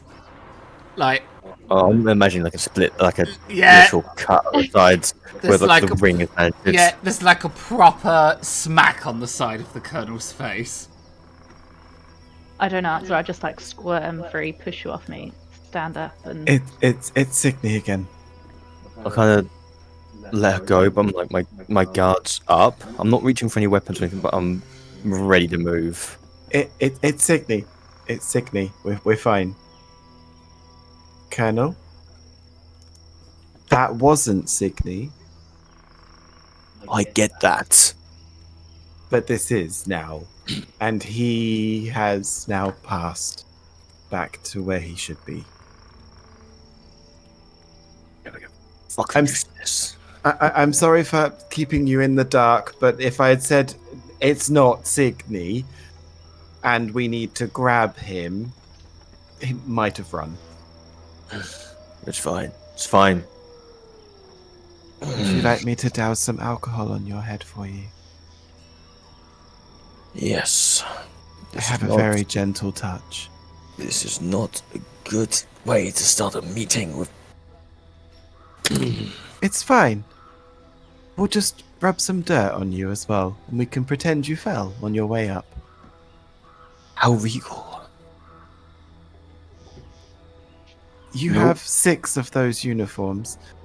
No one will ever notice.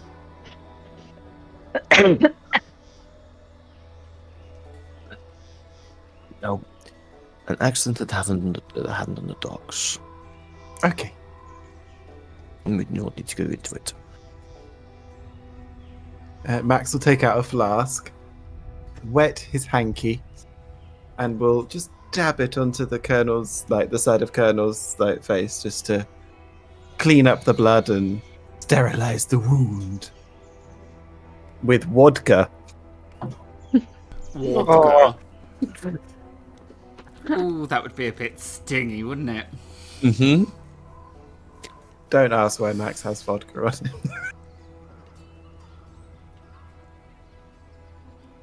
Okay. I mean, Now we the want to. colonel's going to see if he's got a glass, or at least take the bottle and take a swig. It's a flask. Just a flask that Max keeps in this cape. May I? Absolutely. Thank you.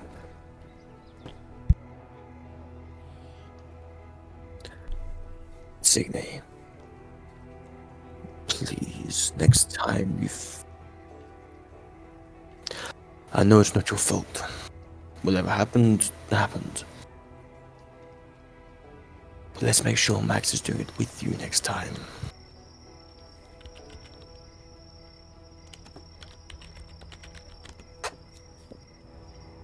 I just wanted to help. And he It's couldn't fine. do it. It's fine. It's fine. There's no need to point out my insecurities, or inadequacies. Should we make our way to the dam? Signe just silently collects up all her stuff and is ready to follow. Yes, let's. Max will kneel down to help her, and he'll go, "I like your props."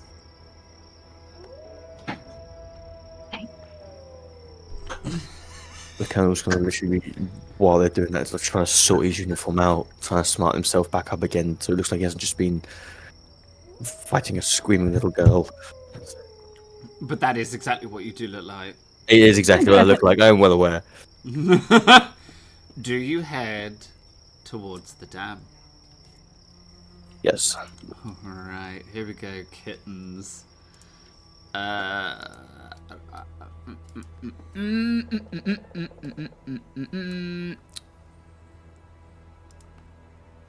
Right. You follow the road.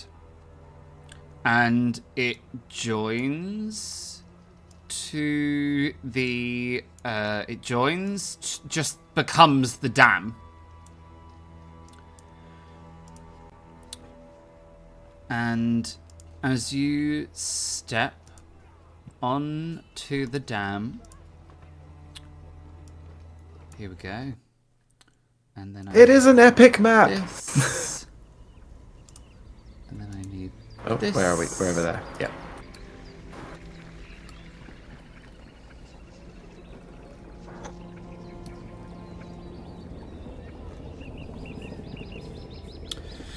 You step onto the dam.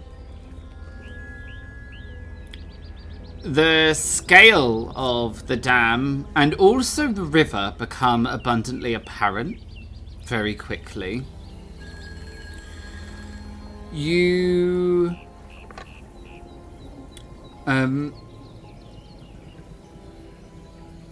It is a strange place. All three of you feel like you're being watched. Like something is following you as soon as you step onto the dam. Watching you from the shadows, scurrying along behind you. But every time you turn to look, there's nothing there.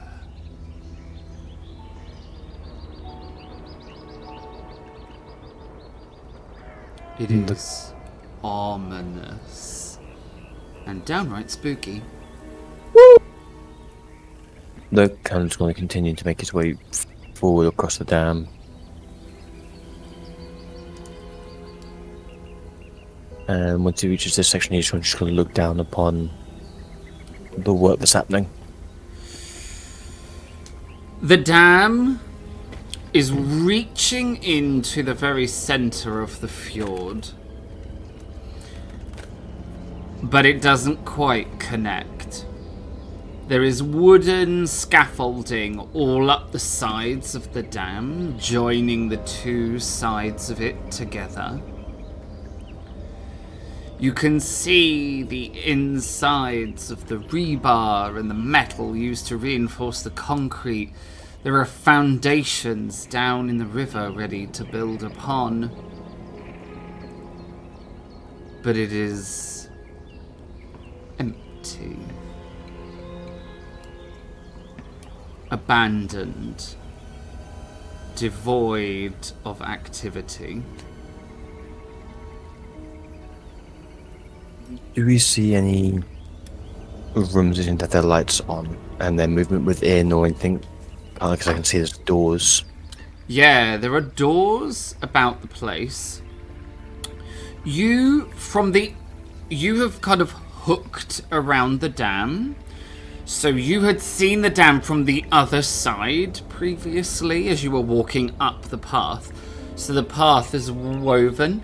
It's then come round, joined the dam, and this is where how you now see the map. So on the complete opposite side of the dam is where you're almost certain you saw lights. So on this side here. No, like on the southern side. Oh, sorry. I don't Yep. see any map there, just as a note. That may be because You can't don't see. have... You don't have eyeballs. Is Give it her a just wiggle. completely black for you? No, so I can see like the edge of the dam. There's just like sections of it that aren't missing. It's like almost like the map's cut in half from what I can see on Jack's screen. Yeah, you need to move. Move your character, Amy, because Yeah. the lamp It's features literally because on. I haven't moved yet. Okay. Yes. Yep. Technophobe. So Amy, your roll 20 will individually render what your character can see. So everyone's view will be slightly different based on where you are positioned. So you will only be able to see like this much of the map because you're here, whereas Obviously. Jack can see all of this because Jack's over here. It's how dynamic lighting works. It's magical, right?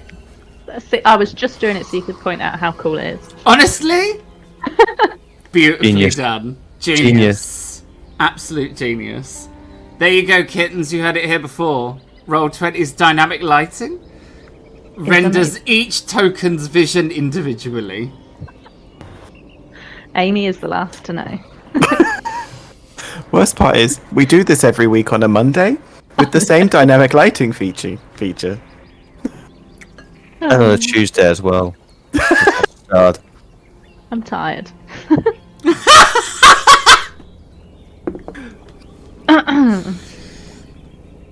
Signe will walk forward. And as she does, she's going to say, I'm feeling more and more like these Elva could sort this out themselves. How do you mean?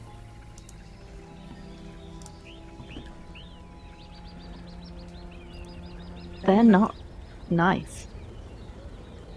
That wasn't pleasant, what I went through. What those people went through. And they caused it. So they can deal with this themselves. With the presence of the Dark One, they cannot. We do not know how many of them also perished at the same time in that accident. Everyone, give me a vigilance check. There is one help available, which you may spread amongst yourselves. You need It's to Jack's. decide who. A vigilance one, yeah? Vigilance, and everybody needs to roll it for me. Not me.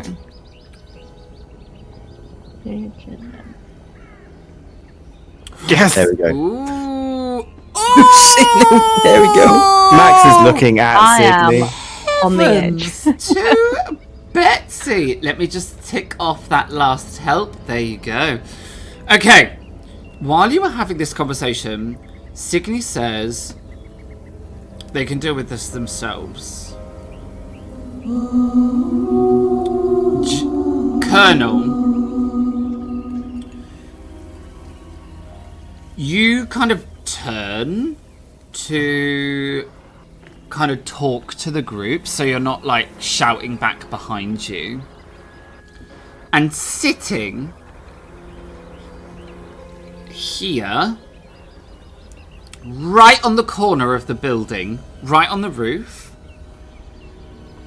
there is a creature. It is small, like... I'm so sorry.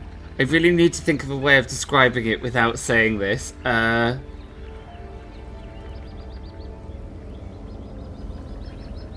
It's small, like maybe like a 30 centimeters at the most. I'm trying not to say the D word, and it's not dick. That's not the word. It's Makes a change. I'm sorry. I'm just gonna say it. Breathe, and we'll be fine. It is doll. It's like a doll. It is. I'm so sorry. Oh. It's like... Fine. It's about 30 centimeters tall. It's female in shape. It has the form and figure of a woman, only 30 centimeters tall. But she is like the color of... like almost like tar. She's completely dark, almost black and inky, with hair that kind of clings and hangs to her like it was like pond scum. And she has a pair of bat wings tightly held to her back. And she is kind of peering over the side of the building, intently watching watching Max and Signy. Signy, you see a very similar... you see another creature, almost identical in description. It is sitting at the very edge of the dam, crouched down like a gargoyle, and it is surveying the river and the dam. And you see another one of those creatures sitting like on the far corner of the building. Yeah. But Signy,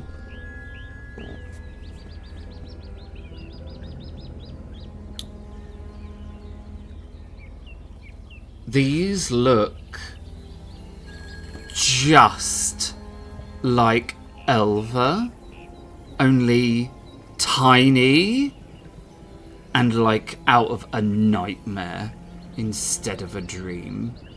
Okay. Does anybody point it out to Max at all? Immediately, I nudge you. Perfect. Does Max then see them?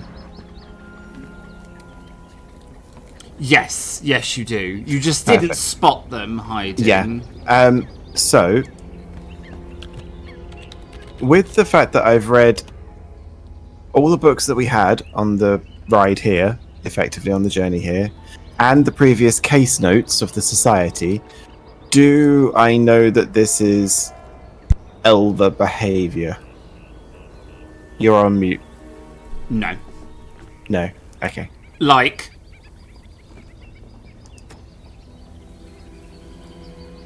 you've seen them.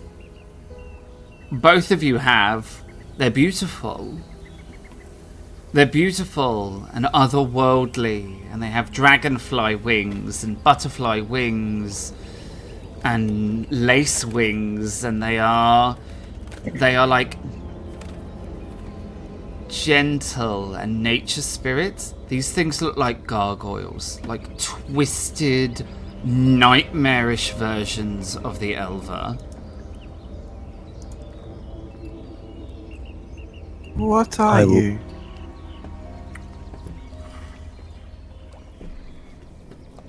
I hang my head. I was like, I was going to try and refuse contact with them.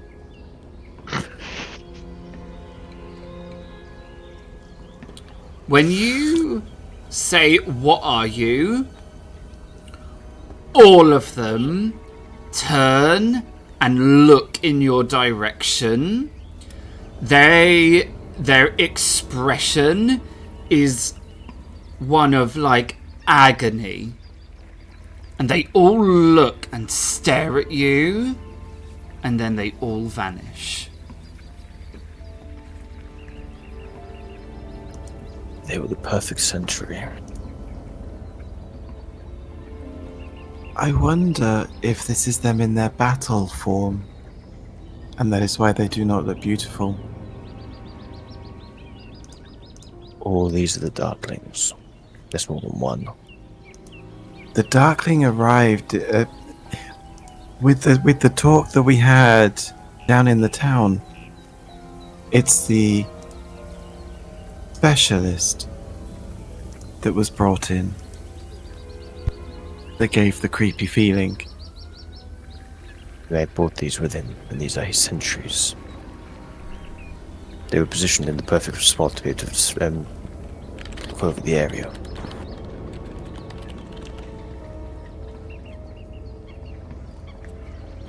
They were protecting it. Let's see if this door opens and see if we can just get inside for now.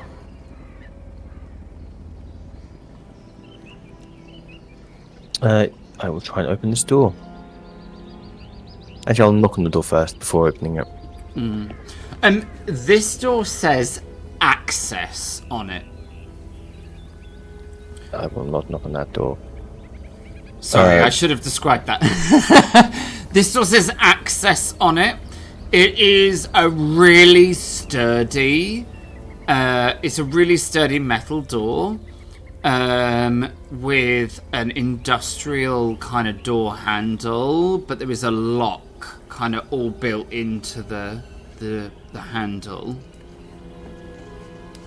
I will move further down to find if there's a office sign anywhere.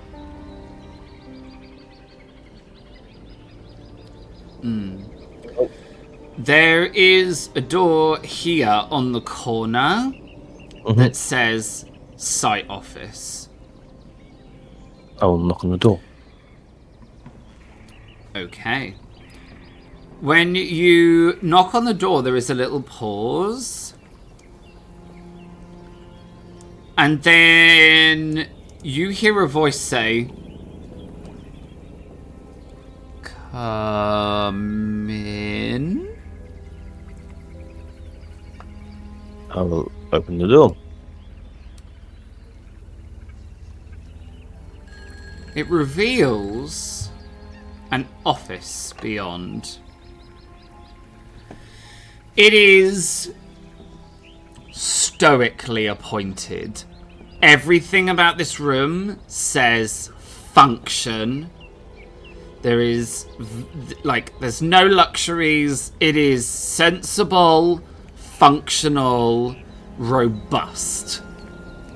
There are two gentlemen in this room.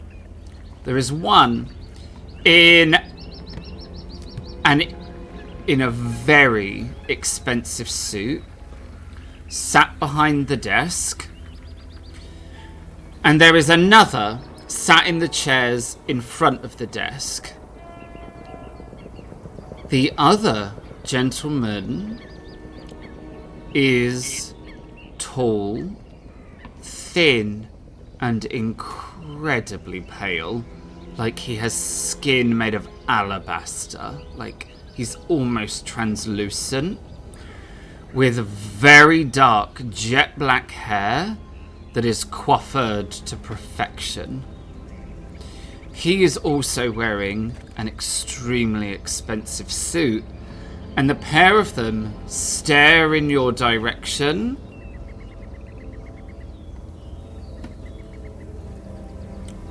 Almost in surprise. It gives you like the feeling of surprise.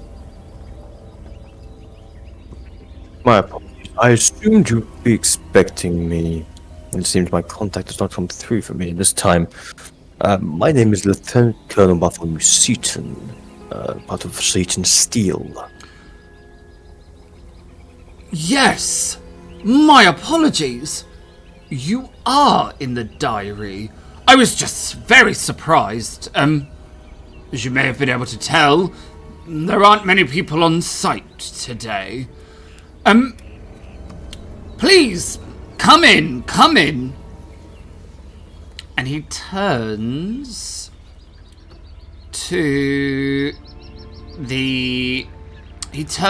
the other gentleman.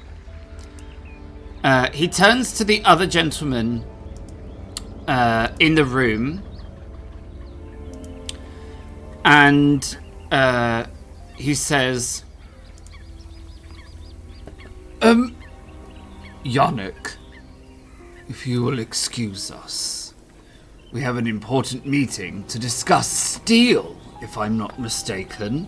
We can continue our conversation later on this evening over dinner. The very pale man stands up, nods in the direction of who you now presume is the site manager, one of the three brothers that you heard about, and doesn't say a word. He walks towards you and kind of just stands there staring at you. I stand to let him out. And he walks towards the door where there is then a Max and a Signy, and he just kind of stands and he just stares at you really uncomfortably, which probably isn't much of a bother for Max, but for Max Signy, does it back. Max is like, is there something on my cape?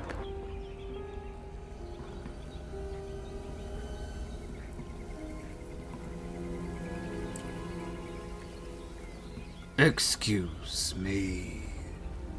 Oh, of course. Wish to get past. Max intently does not lose his gaze. Which way are you going, left or right? And he just points rather than says anything to the right. Just to let you know, you're mirrored. So which way is that, left or right? In the map, he's going to go to the east. Right. Okay. I don't mean east, I mean west. I don't even know my directions. So Max will go to the east to let him through, but he won't. If he's staring at Max, and Max will stare. He back. just stares uncomfortably. Then he looks at Signy, and then he just walks past, and then walks away. Max will then whisper to Signy, "What an odd gentleman. Do I have anything on my cape?" Max. No. Give me a vigilance check. Oh. You have a help. Okay. Don't know if that's gonna help, but we can try. Yay! Yes! It did! Thank you, chat. There is something on your cape. There is. It's sticky weed. There was only one moment when you didn't maintain eye contact. And it was only for a split second. And it was when you noticed a tiny iron bottle. Like, I don't know, maybe this big. Mm-hmm. Oh, shit. Acting like as a locket almost. It was just on a chain around his neck.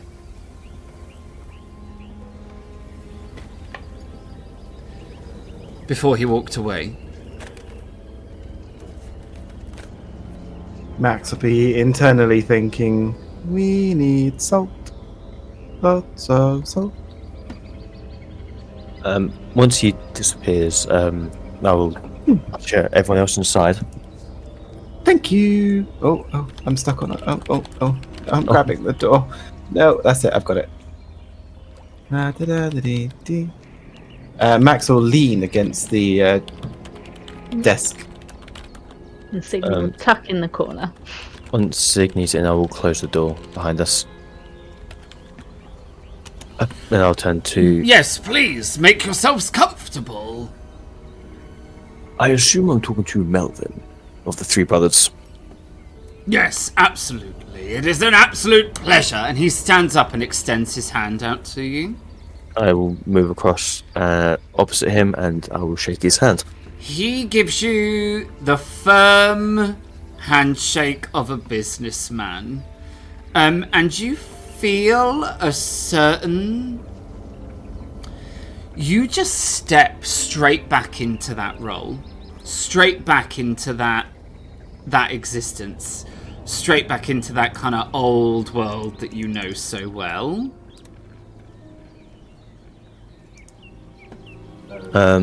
Please, take a seat. Would anyone like a drink? He would be lovely. Of course. Either of you. A drink at all? I do apologize, Melvin. This is Maximilian Fellbach, and this is Signy. They're accompanying me.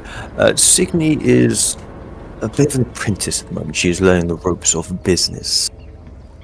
Yes. A confidant for myself, and has allowed me to... Well, he's kept me steady. Well, it is an absolute pleasure. And he gets up from his desk and heads right over to you, Max. And you realise over here there is like a... There is a kettle. It looks like a stove kettle. Only he flicks there's like a big, like a really big, like proper like flicky switch on the side of it. And he flicks the switch. And then he turns to look at all of you in the room. Now, he is a wall of a man. Like, his neck is the same size, same thickness as his head. Like, if he wasn't running a giant business, he'd be a rugby player. But he's wearing this very beautiful, extremely well-tailored suit that fits him perfectly. And it gives him almost an intimidating appearance. Just the size of him, but in this immaculate suit. He gives off an undisputable air of strength, money, and control. But he seems flustered, and all three of you notice that.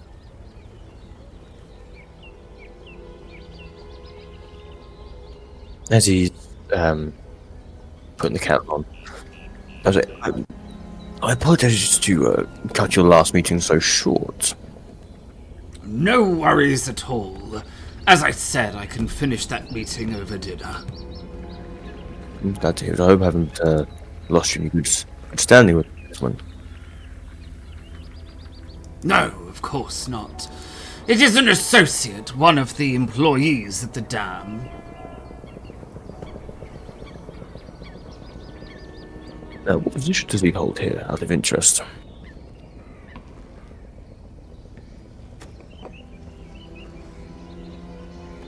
Sorry, what was the question? What position does he hold here? Oh shit, fuck, okay. He is an advisor, a specialist.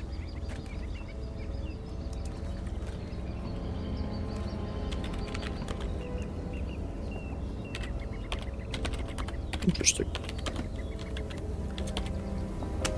May I ask, and I'm being blunt here, how there is no workers?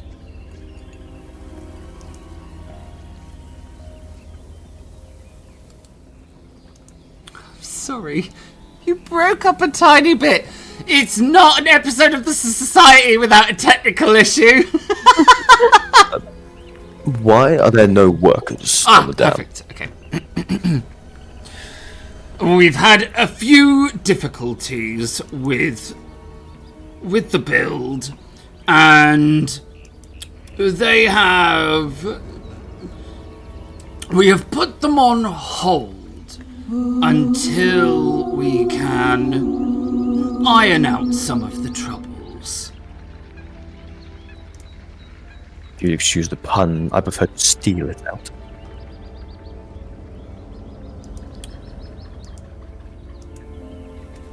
Very good. Ha ha ha! Like, it's that really awful. Uh-huh. It's that really awful, that really awful, like, toff laugh. So what issues are you having with dam? Technical issues, it would appear. Unforeseen technical issues. And unfortunately, it has resulted in some injury. So the workers strike.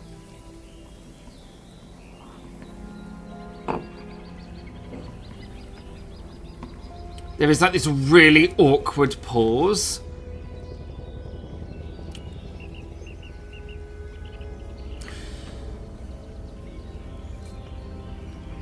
What brought about this meeting? This is one of the largest dam constructions in the Northern Hemisphere. And you chose not to use Seaton steel. Of course you were going to come across technical difficulties if you're using subpar materials. So this is business. You're hoping to provide us with raw materials to construct the dam?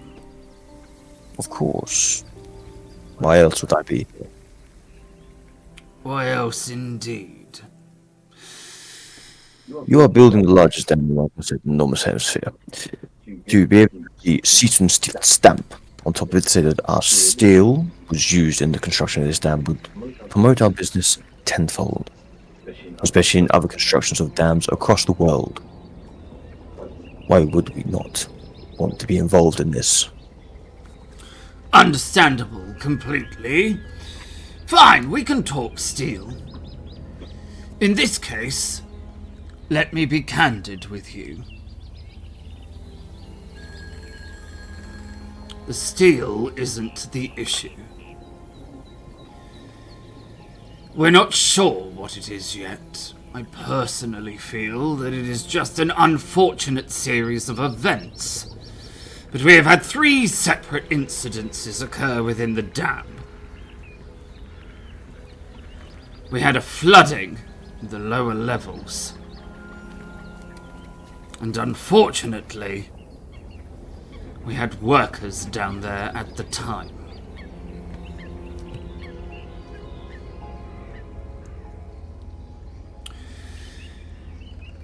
Several workers have just gone missing.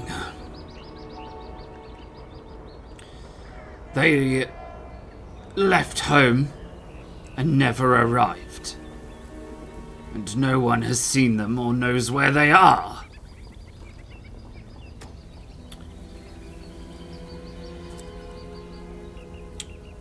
And most recently,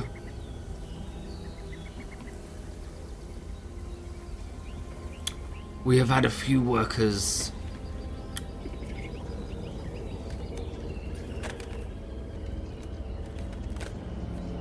walk out on us. And now they are all on strike. Hence why we have brought the specialist in. They're doing a safety assessment.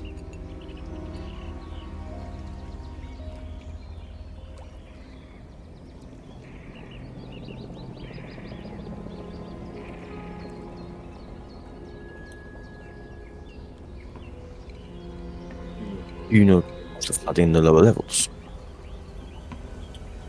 No. It was just noticed that there was water.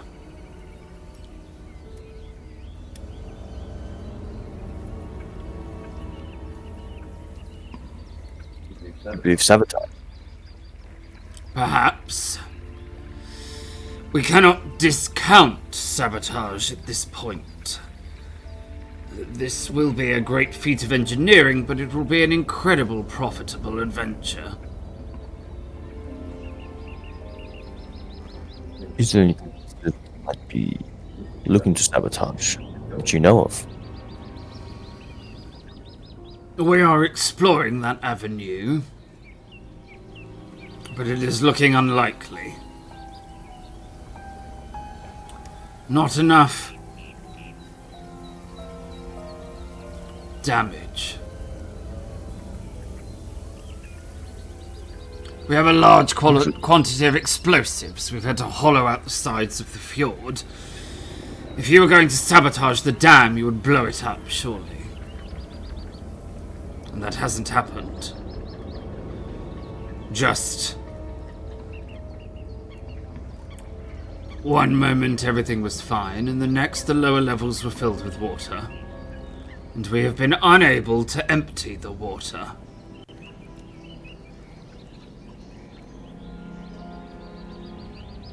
But this is by the by. We are getting into the negatives of this. As I said, we have a specialist, you've just met him, who will be rectifying all of these issues. Now, to the matter at hand, steel. Yes. Which company do you currently? The steel requirement has led us to buy all of the stocks of 3 of the largest steel companies in the UK, United Kingdom of Norway and Sweden. And the third is in Denmark. Which is why your offer interested me. English steel. Tell me, why should I be interested in English steel? Simply, it won us the war. There's no other reason than that. An excellent answer, I cannot possibly deny. We would need... Our work speaks for ourselves. What was that? Our work speaks for ourselves. We built ships, built Napoleonic wars, and we built cannons. It is why you so easily got onto the diary. Your position, prestige, and the quality of your resources. Do you have your own ships? We do have our ships. I mean, I'm just... Yeah. You have a whole shipping business. Just confirming. We do indeed. There is my contact in town, Vivica. She'll be able to do most of the dealings from this end once I leave here. She is our Yes, current of course. steel importer. I was very intrigued when she said she had another on the book.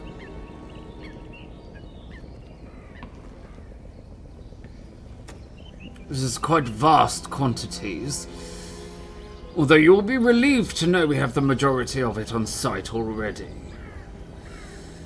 If I was to send through the quotes and the numbers, would I do it via yourself or Vivica? Myself. And where are you staying? Just so I know where to send the requisition order. I'm currently with Vivica, but I prefer to look over the books myself when I can. Understandable.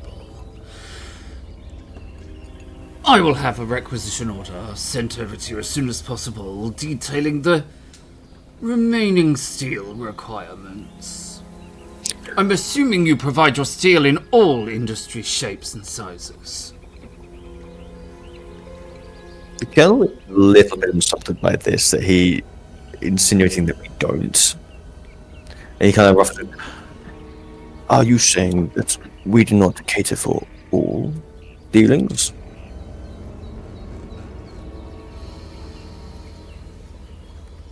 I apologize if I seem somewhat abrupt, but you see, I try to deal in fact rather than assumption. I have heard great things about your business and the quality of your product, but I would prefer to just ask the details up front. It is no offense, it is just fact-finding. Then, if we are going by fact-finding, I have already told you one of the main reasons that has drawn me here, to put our stamp on this dam. But I'm not willing to put a stamp on this dam until I understand what is going on at this dam. You have workers on strike and you have a lower level that is flooded, and you don't know what's going on. You've called in a specialist, yet the workers are still not back. You can give me your requisition form and I will be able to fill it out once I have a better understanding of what is going on here.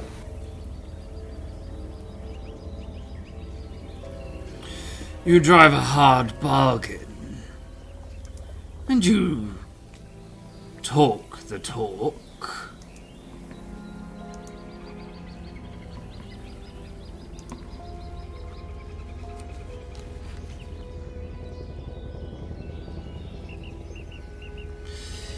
I hear Russian steel is quite exceptional as well. Burn.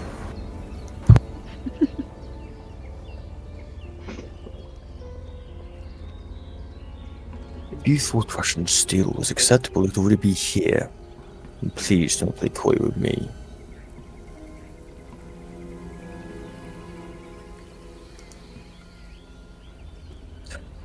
I wish to have a look around the dam. We should go down to lower levels and see what I can find for myself and my associates. Once we've done our wrecking and a look around, unimpeded,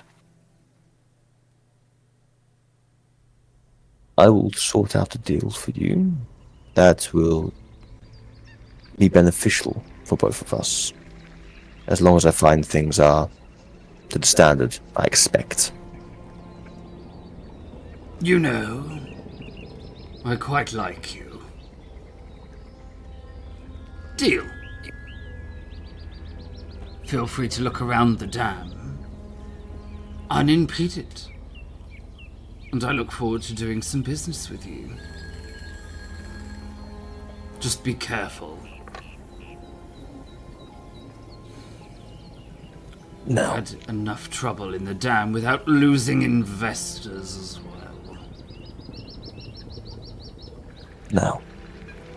Now that this is out of the way, can we have our cup of tea? And tell me, how are your brothers doing? Well,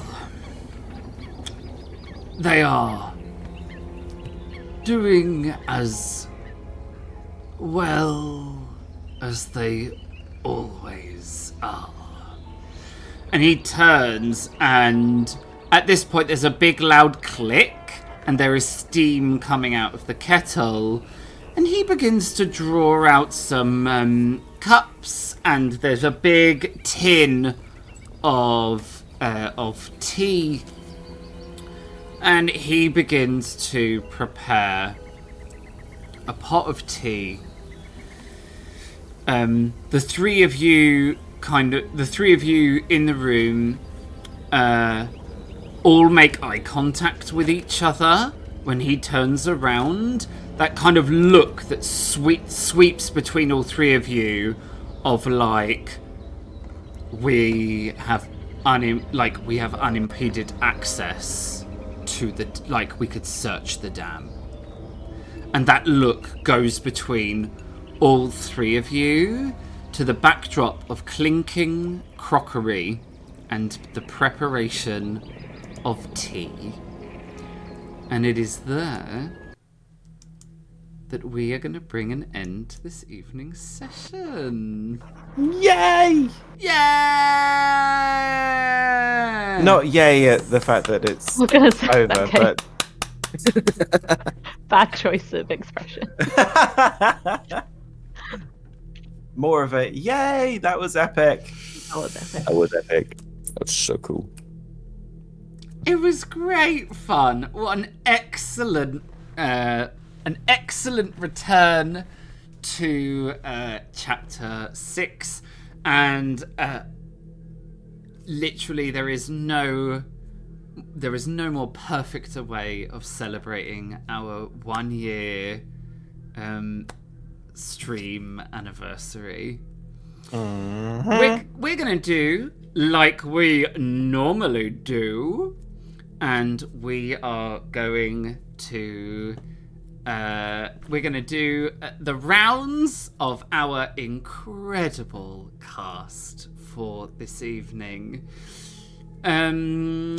Let's start at the bottom and work our way to the top. And I mean in the arrangement of my Discord, not in importance or the volume of love that I have for each of you. So in no specific order, like Eurovision, I don't want to disclose any scoring systems. Do you have a valid result? We do. Jack, who are you? Who did you play? Where can we find you? What do you want to say? Yes, I'm Jack. I'm also known as Viking Jack. I've been playing Lieutenant Colonel Bartholomew Seaton.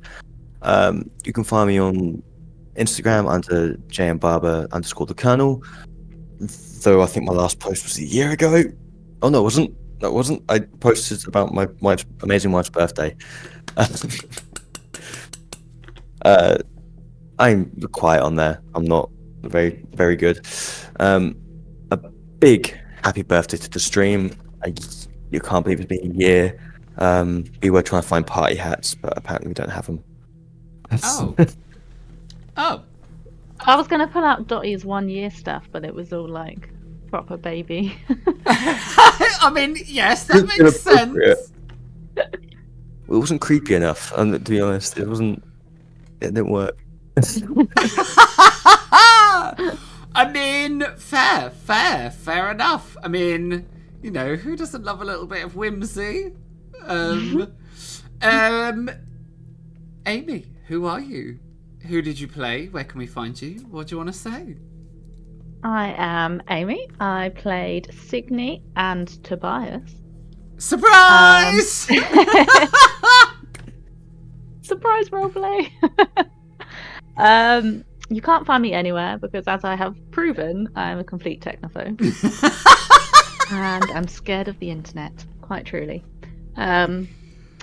Happy birthday stream. This is my first part in it, although I was here right from the beginning in the background talking about it. But I had a 1-year-old at that point who is now a 2-year-old, so yay! I'm finally here.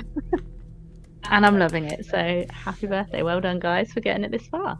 I know, right? It's crazy. It's amazing. To think. It's crazy to think that we've been doing this for a year now, right? It's bonkers. No. Last but by no means least, Mutinous Mikey, who did you play? No, who are you? Who did you play? Where can we find you? What do you want to say? Hi. So my name's Mike, and yeah, I played Maximilian Fjorbark, the absolute weirdo paranormal investigator. You can find me anywhere you look.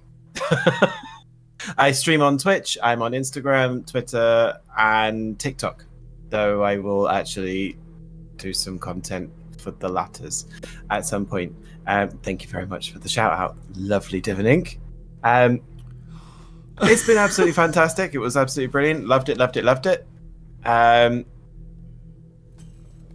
Yeah. I quite enjoyed Signy, like, punching the Colonel. It was entertaining. And then kind of Matrix slipping my hand in her, apparently, or Oh, on for her. God's sake! Trinity Honestly, freestyle. Your brain. pack it in. I feel like I have honestly- filth one side and someone who can't stop telling puns the other side. Yeah. filth and puns. I mean, could it be any more perfect? Yeah, exactly. I can't believe that a year ago, this very evening, we started chapter 1 with myself, Jack, and Elstrad Jensen, the Forest Ranger, I know, right?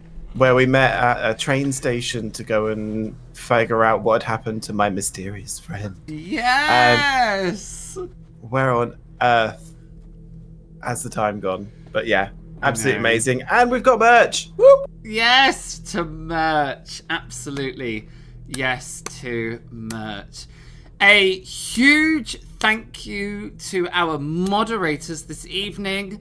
Our moderators include the fabulous Mutinous Mikey, who has acted as a cast member and as a moderator simultaneously. The rather wonderful Joey Stitched and the very fabulous Div and Ink, who have been in the chat all this evening, keeping us nice and safe from the internet trolls. And a huge thank you to Div and Ink for smashing out those gift subs. It is so appreciated. And a huge thank you to all of our new followers this evening. Welcome along for the ride. We hope that you enjoyed the stream and that you will join us again for our future streams. We are going to once more, right? You're gonna have to just put up with me. Once more, we are going to do the fabulous announcement video because I spent a really long time putting it together. And so you have to appreciate it multiple times. Here we go.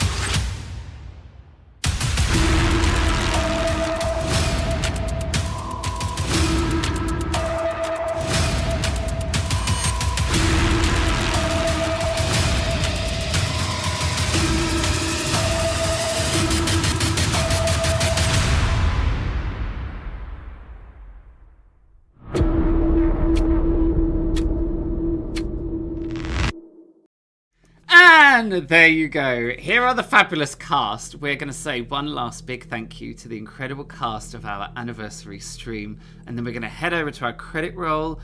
And then once we do our credit roll, we will raid out. So if the fabulous voices in my head could go and try and rummage around and find someone to raid out to, we'll head over to the credit roll. Here we go. It's over here. Not over here. It's over here.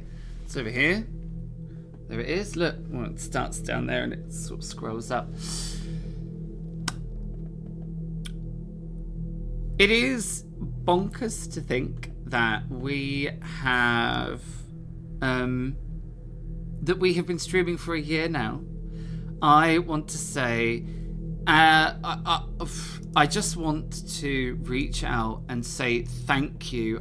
I honestly can't say thank you enough to the 112 followers that we have who come along and join us and watch the stream and join in on chat and really make all of this worthwhile. We've been doing this for a year, and it's incredible to look at the little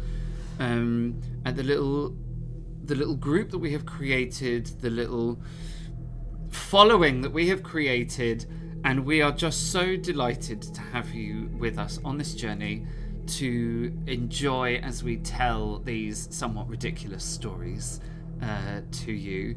We really hope that you do enjoy every single one of them, and that we do indeed delight and fright you with our stories of mystery and intrigue. Here is to another year of streaming. On this side of me, the credits have been rolling. These are all the incredible contributors who have added resources to our stream. They're available in the chat right now if you want to hit any of them up for your own tabletop games, or you will find them in the details below if you are catching up on our YouTube. Do go and check them out if you play tabletop roleplay games and would like anything that you saw in this evening's stream at your own table. We do now have a merch store, so if one of the mods could do !merch in the chat, that would be great. You will also find the link below in our YouTube video. Please do go and check out our merch store, where you can get all of the fabulous Society Livestream merch, and you too can look super cool. That is pretty much everything. We won't be here next week. We are taking a week off, most notably because the GM is out of the country visiting some very dear and fabulous European beans. So I won't be here because I'm not in the country. We will be back the week after with more of Chapter 6, and we will discover what on earth is actually happening in the dam. But until then, let's raid out.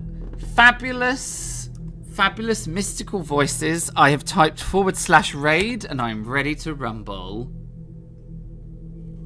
Neon lights. I mean, this sounds great already. Neon lights. Role play. Okay, I'm going to hit the button. Let's see what happens. Hurrah! Okay, we are going to be heading over to the fabulous Neon Light Roleplay, who are playing Pillars of Ink. One last huge thank you from me before we end the anniversary stream. Thank you, chat. Each and every one of you, and every single one of our followers, for coming along and interacting and really making all of this worthwhile. We play these games because we absolutely love them. We stream them for you to share our love and passion and hopefully bring you some fun and joy. That is going to be the end of the anniversary stream, and then we will raid out. I will see you the week after next. Have a great time, everyone, and see you then.